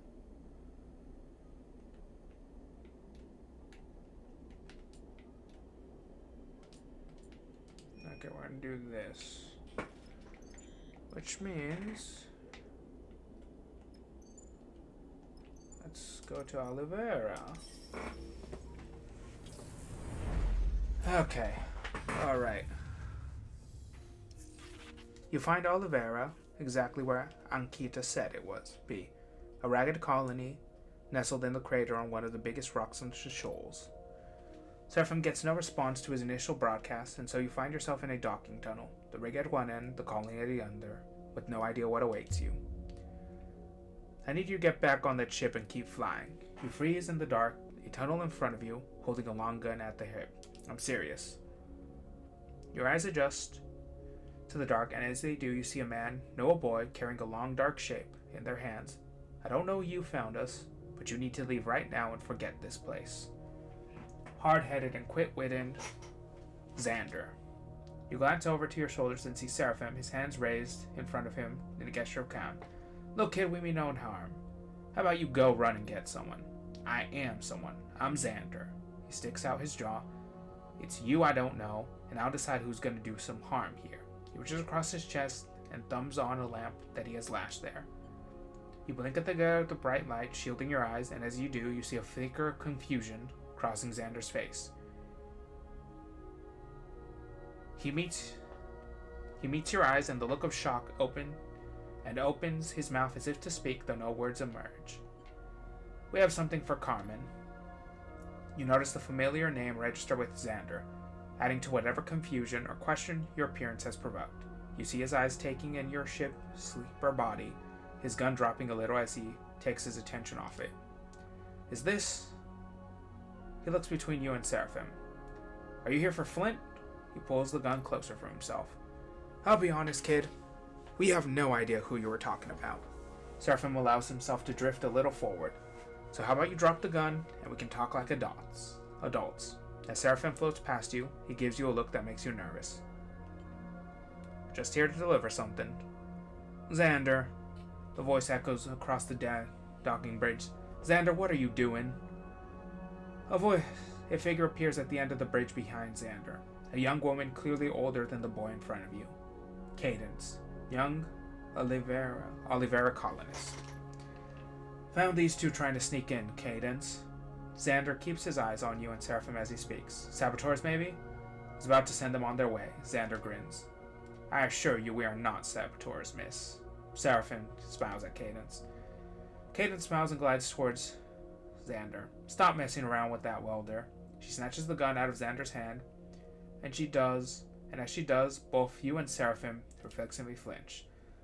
Cadence looks at the two of you with a raised eyebrow and turns the gun so you can see it better. You notice the fuel tank? The hell was that?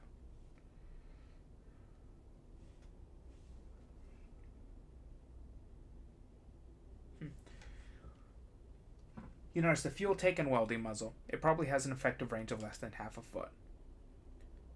Seraphim looks at Xander and rolls his eyes. Seriously? Cadence lowers the welder to one side and turns to Xander. Now's not the time. We just got an emergency broadcast from Carmen and Flint. Something's happened. Xander's attitude changes immediately. He turns to face Cadence, putting his back towards you as if you had just disappeared completely. What do you mean, something's happened? I don't know. They went quiet in the shoals. All we got was a distress signal. Cadence raises her hand reassuringly. Don't get excited. They probably just had a technical fault on the ship, but we should check in anyways. We have to get them. Xander grabs the welder back and slings it over his shoulder. In what, Xander? Cadence sighs. They took our only functioning ship, the tender tide's still in pieces in the hangar. Seraphim gives you a nudge, nods towards Cadence. This is your chance. We have a ship. Xander wheels around in the tunnel, squeezing at you in thought. Seraphim moves past you, approaching them. We need to see Carmen, and it seems like Carmen needs our help. He looks between the two of them. So how about we stop messing around in this dingy tunnel and go get your friend? Xander turns back to Cadence. Them? Really? He rolls his eyes. We're not the only people on Olivera. There must be other ships. You want to go looking? They're here now. Cadence looks at Seraphim. And they are generously offering to help. She smiles sheepishly. Fine. Xander folds his arm. But I'm going with you. Fine by us. Seraphim shakes his head, looks at you. Come on then. You will turn and head back to the way of the ship. Seraphim whispering as you do. What kind of backwater has Ankita sent us to? He sighs. That kid thinks he's some kind of sheriff. Just a kid. Yeah, a kid with a heavy industrial equipment. What are we talking about? Xander catches up with you and Seraphim. His mood seems buoyed by the prospect of boarding a ship. You wonder how often he gets to leave Olivera. Olivera. Oh, you haven't seen the half of it. Xander winks. Wait up! You turn to see Cadence gliding up the tunnel. I changed my mind, I'm coming too. Gave him money to grab some supplies. She glances at Xander. Just in case. Seraphim cuts in. I'll give you a hand. That alright, sleeper? We'll be there in a sec. He looks at you. You pause, but Seraphim doesn't seem to be waiting for confirmation. As he and Cadence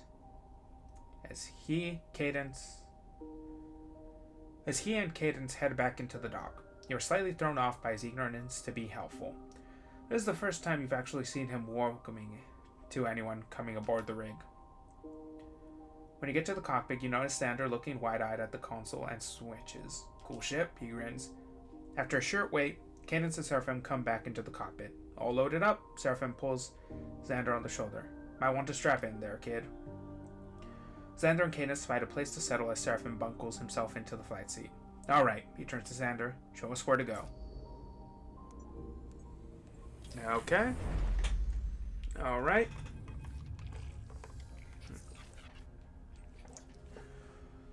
You head out towards the shoals, to the thick debris fields that surround the Olivera area. What's happening in here, sleeper? Bliss pokes their head into the cockpit as Seraphim brings the ship in towards the signal coordinates Xander gave him. You look around the cockpit. Xander's tapping at the co-pilot console mounted in front of his seat in a haphazard sort of way, while Cadence asking Seraphim about how the rig works. Surprisingly, Seraphim is responding with patience and care. They'll help us find Carmen, if you say so. Bliss looks over at Seraphim and Cadence. Is Seraphim smiling? They shake their head. Something is going on. Bliss turns back to you. Junior's working on the ship's wiring and won't respond to my messages. She's probably in the wall somewhere, hooked up to the main line. They smile a weak smile. I'm here, so how about you tell me what we are doing out in the middle of nowhere. Quiet, Seraphim voice cuts through his chatter. Is that? He gestures out to the debris fields at a sparking, ragged-looking shape, tucked beside a rock. Xander rushes to the cockpit glass. Carmen. A moment of tense silence grips the room. That's his ship. You and Bliss exchange concerned glances. This isn't good. I'll bring her in. Seraphim eyes are fixed on the wreck of the crumpled ship now. We don't know anything yet, so everyone calm down. Xander is silent, his face pressed against the glass. Cadence stares out of the wreck, her cheeks pale. No one speaks until the rig is brought to a stop. Alright, now we're going out there, and we'll have a poke around. Seraphim looks between Cadence and Xander. We verify the ship, and we recover the crew. Seraphim gives you and Bliss a nod, and you both push off and glide towards the back of the cockpit. Suddenly, Xander pushes out from the window and glides with you, out of the cockpit. I'm coming too. You need someone to identify the ship, to identify... He stops, takes a breath. Are you sure? I'm sure. Xander gets the words out and then pushes on ahead, towards the airlock. You follow behind, ready to suit up and investigate the wreck. Okay. Carmen ship. Does anyone have Intuit? Okay, you have Intuit.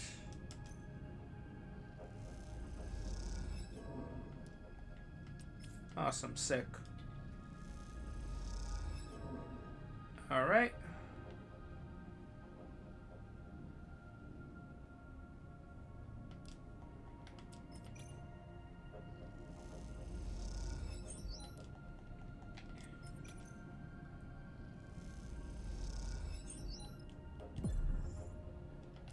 Okay, so we got Endure.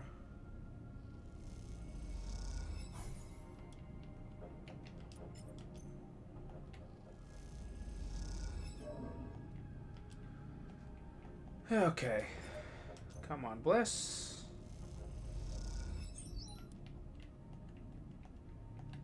And once more.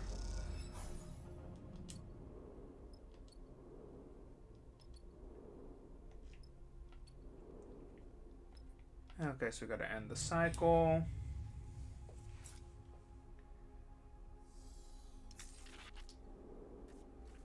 Okay. Give me that good one. Fuck. Okay. And we'll do this. And we are good. The search of Carmen's gutted ship has impacted the mood in the rig. As more and more evidence of an attack has appeared, the quieter Xander has got, and the more Cadence has retreated into the bunks. Now, with the search complete, we will gather in the cockpit to discuss what's been found.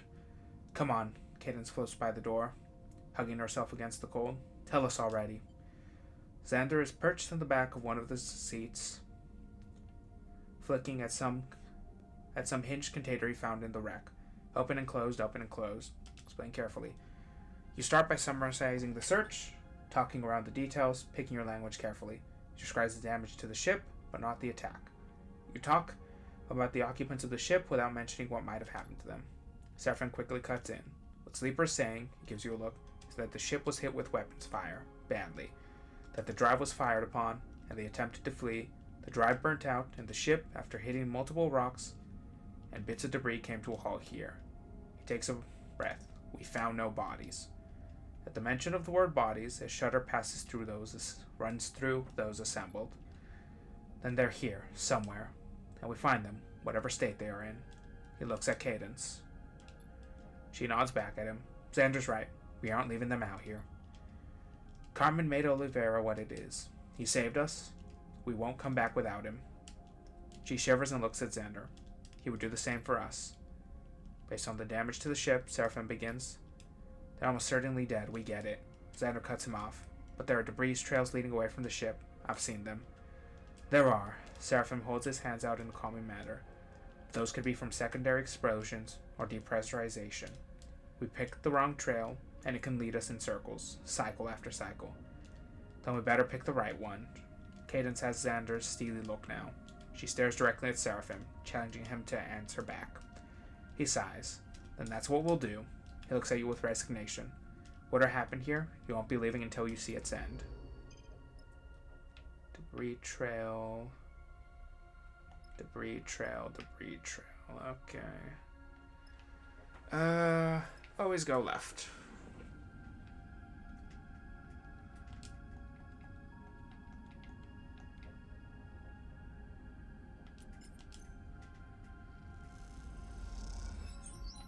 Okay. Positive. Okay, so hopefully...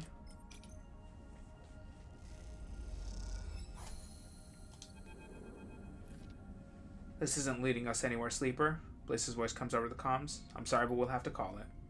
You look at the scattered debris, gleaming in the sunlight. Bliss is right. This trail is going nowhere. If Carmen and Flit did head out from the ship this way, there's no way you'll find them. And if they didn't, there are still some more places to look. Bliss interrupts your thoughts. We won't give up on them yet. You think of Xander and Cadence. How they must feel right now. The search must continue.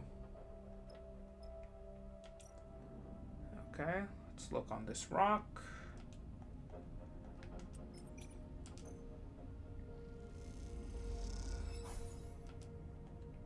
Okay, we got some stress. That's lovely. That's fantastic.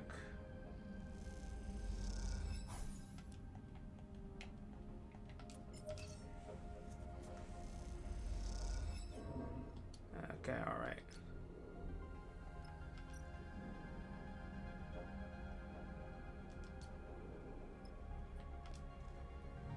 Alright, okay. Give me some good rolls. Give me some good rolls.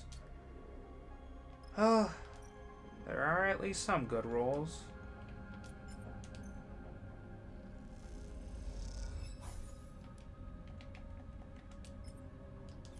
Actually, we'll do this, because that's a guaranteed positive.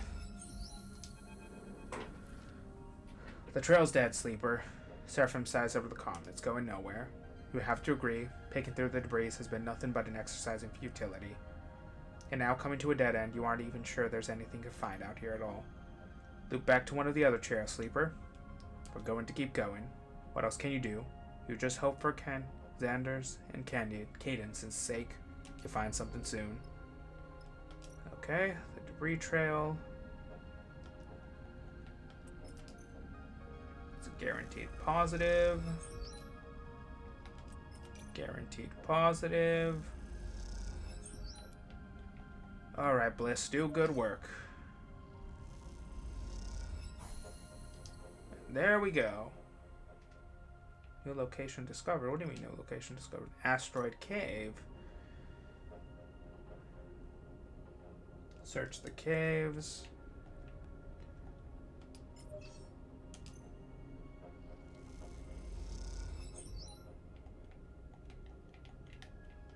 Okay, so... Come on. Come on. Neutral outcome.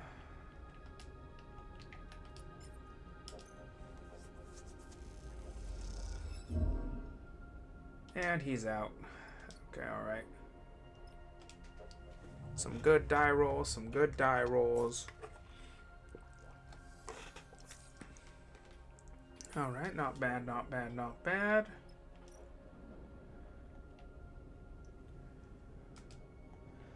Okay, so...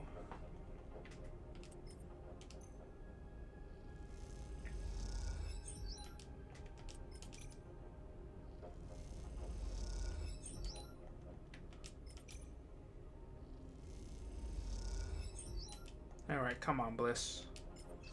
Come on, Bliss. Come on, come in clutch.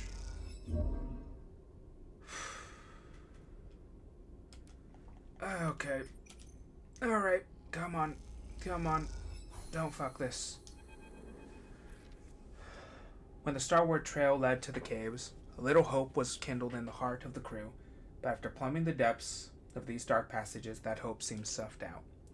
Xander struggled in silence, only speaking to Cadence on the lack of news via the paid comms link. But he speaks now quietly at first, then with increasing urgency. "A light, sleeper. I see a light." And with that he kicks off hard from the wall and darts down into the dark tunnel with reckless speed. You follow, but the tunnels are winding, and you quickly lose Xander around a corner. You kick off from the same wall, trying to close the deck, but you come around that same corner, you can't find Xander anywhere. And then you see it through a thin slit of cave wall, a flickering, fading light.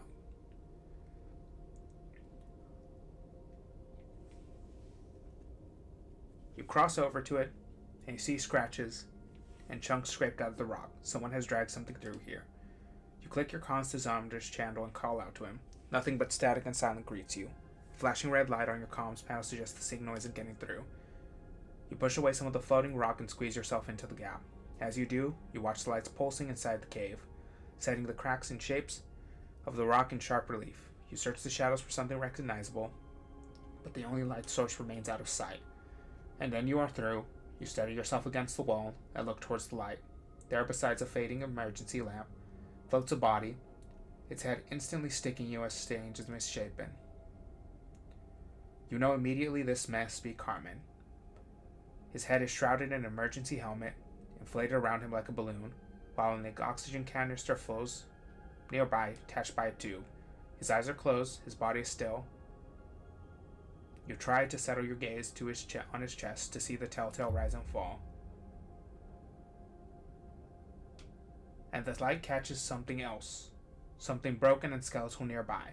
A face with bright eyes watching you. Sleeper. Another sleeper. They watch you with lit irises, ones just like yours. Their torn face reveals no emotion. They pose crouched, coiled even, like a spring ready to strike. Quiet and desperate sleeper, Flint. You are both frozen, unsure, afraid. Nothing moves. Your eyes trace back to the damage to their suit, to their body. They look broken, worn down, and you wonder if this is how you look to others, if they flinch when they see you. As you feel the need to know, now. "Carmen!" Xander's panicked voice cuts through the silence. He rushes forward to the floating body. As he does, the other sleeper pulls away from the wall, like a statue coming to life. For a moment, you go to intervene to save Xander from the skeletal figure, but the sleeper falls on Xander to embrace him, and Xander returns the hug. You float stunned, watching as Xander begins to carry Carmen's body from the cave with Flint, the sleeper guiding him. Carmen is stable. Cadence comes out from the room that has become a makeshift med bay. She looks between you and Seraphim. Thanks to you. And Flint? Cadence pauses. Flint chooses her answer carefully. Flint is in with Carmen. They seem to be functional. She looks away, if that's what you mean. We should head back to Oliveira.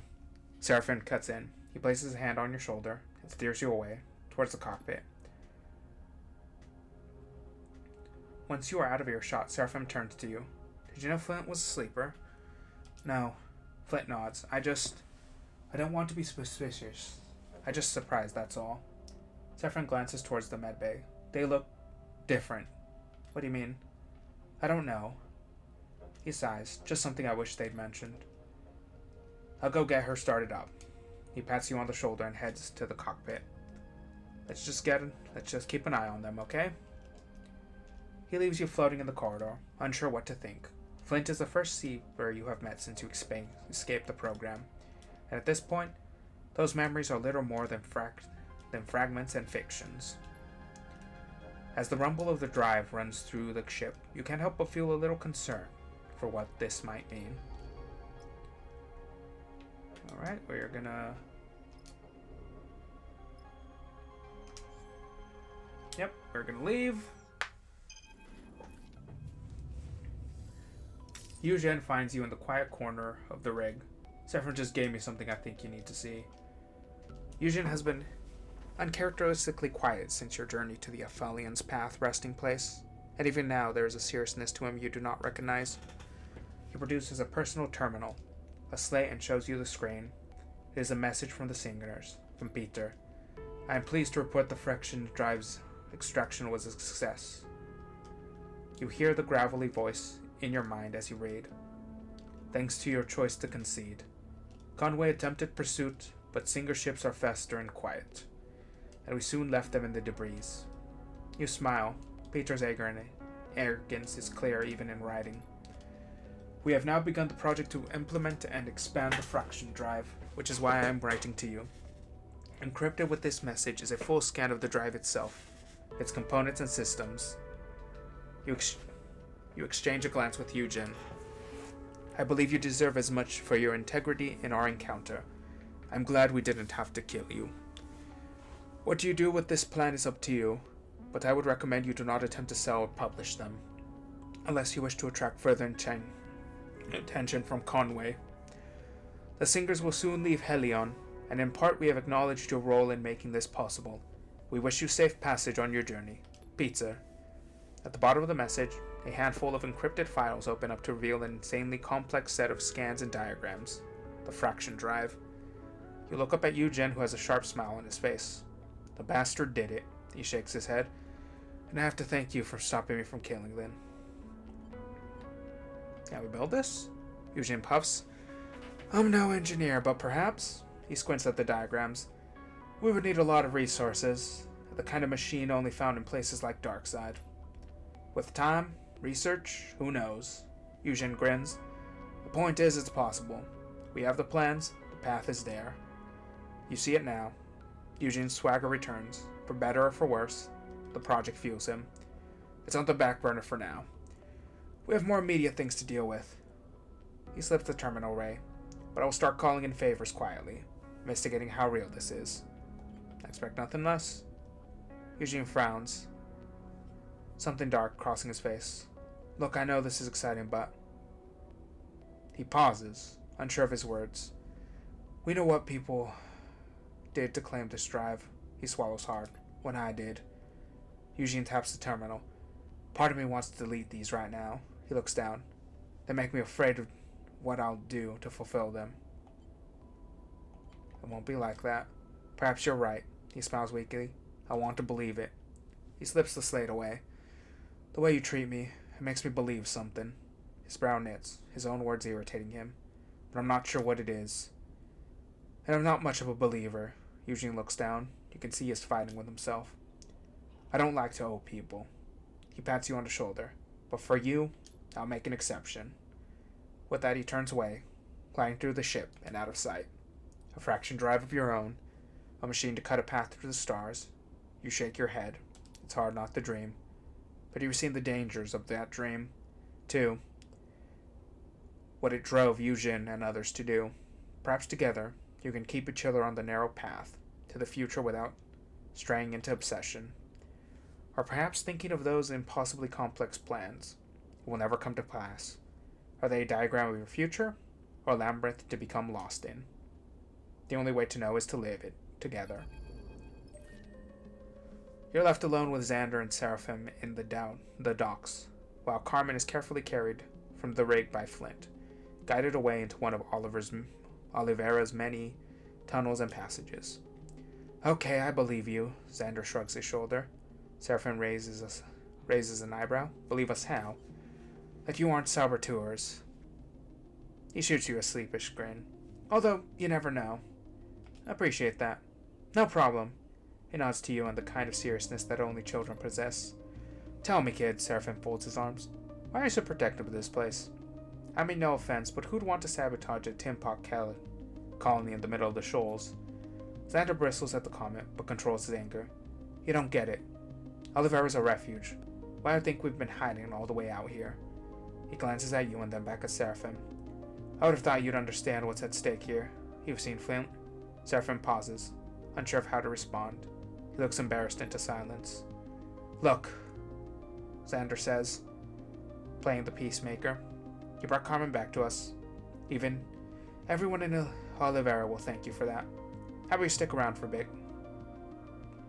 Get a feel for the place. If you need resupply, we can help. We haven't got much, but if you chip in, we'll get your share. He bows his head a little. We're more welcoming than we appear. Just don't expect to buy anything with those chits of yours. Xander puts his hand in his hips. Oliveira's not for sale. Saffron shrugs. Alright, kid, He glances at you. We appreciate it. We need to hang around until Carmen is back and awake anyways, and I think we'll be glad of the rest. I'll see you around then. Xander touches his brow in a salute, and then kicks away, floating out of the docks. Saffron turns to you. Well, surely doesn't sound so bad. I agree. Saffron smiles. Alright then. He stretches. I'm going to head to town and see what's happening. He winks and glides away into Oliveira proper.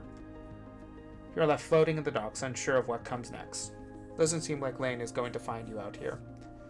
So maybe this is a perfect time for a breather, at least until you can bring on Cajita's drive to Carmen. You turn that little thumbnail drive in your pocket. Time to see what Oliveira has to offer. Alright. And I think that is enough for today. Seems like a good place as any to stop. Thank you one and all for watching, and I shall see you next time. Goodbye.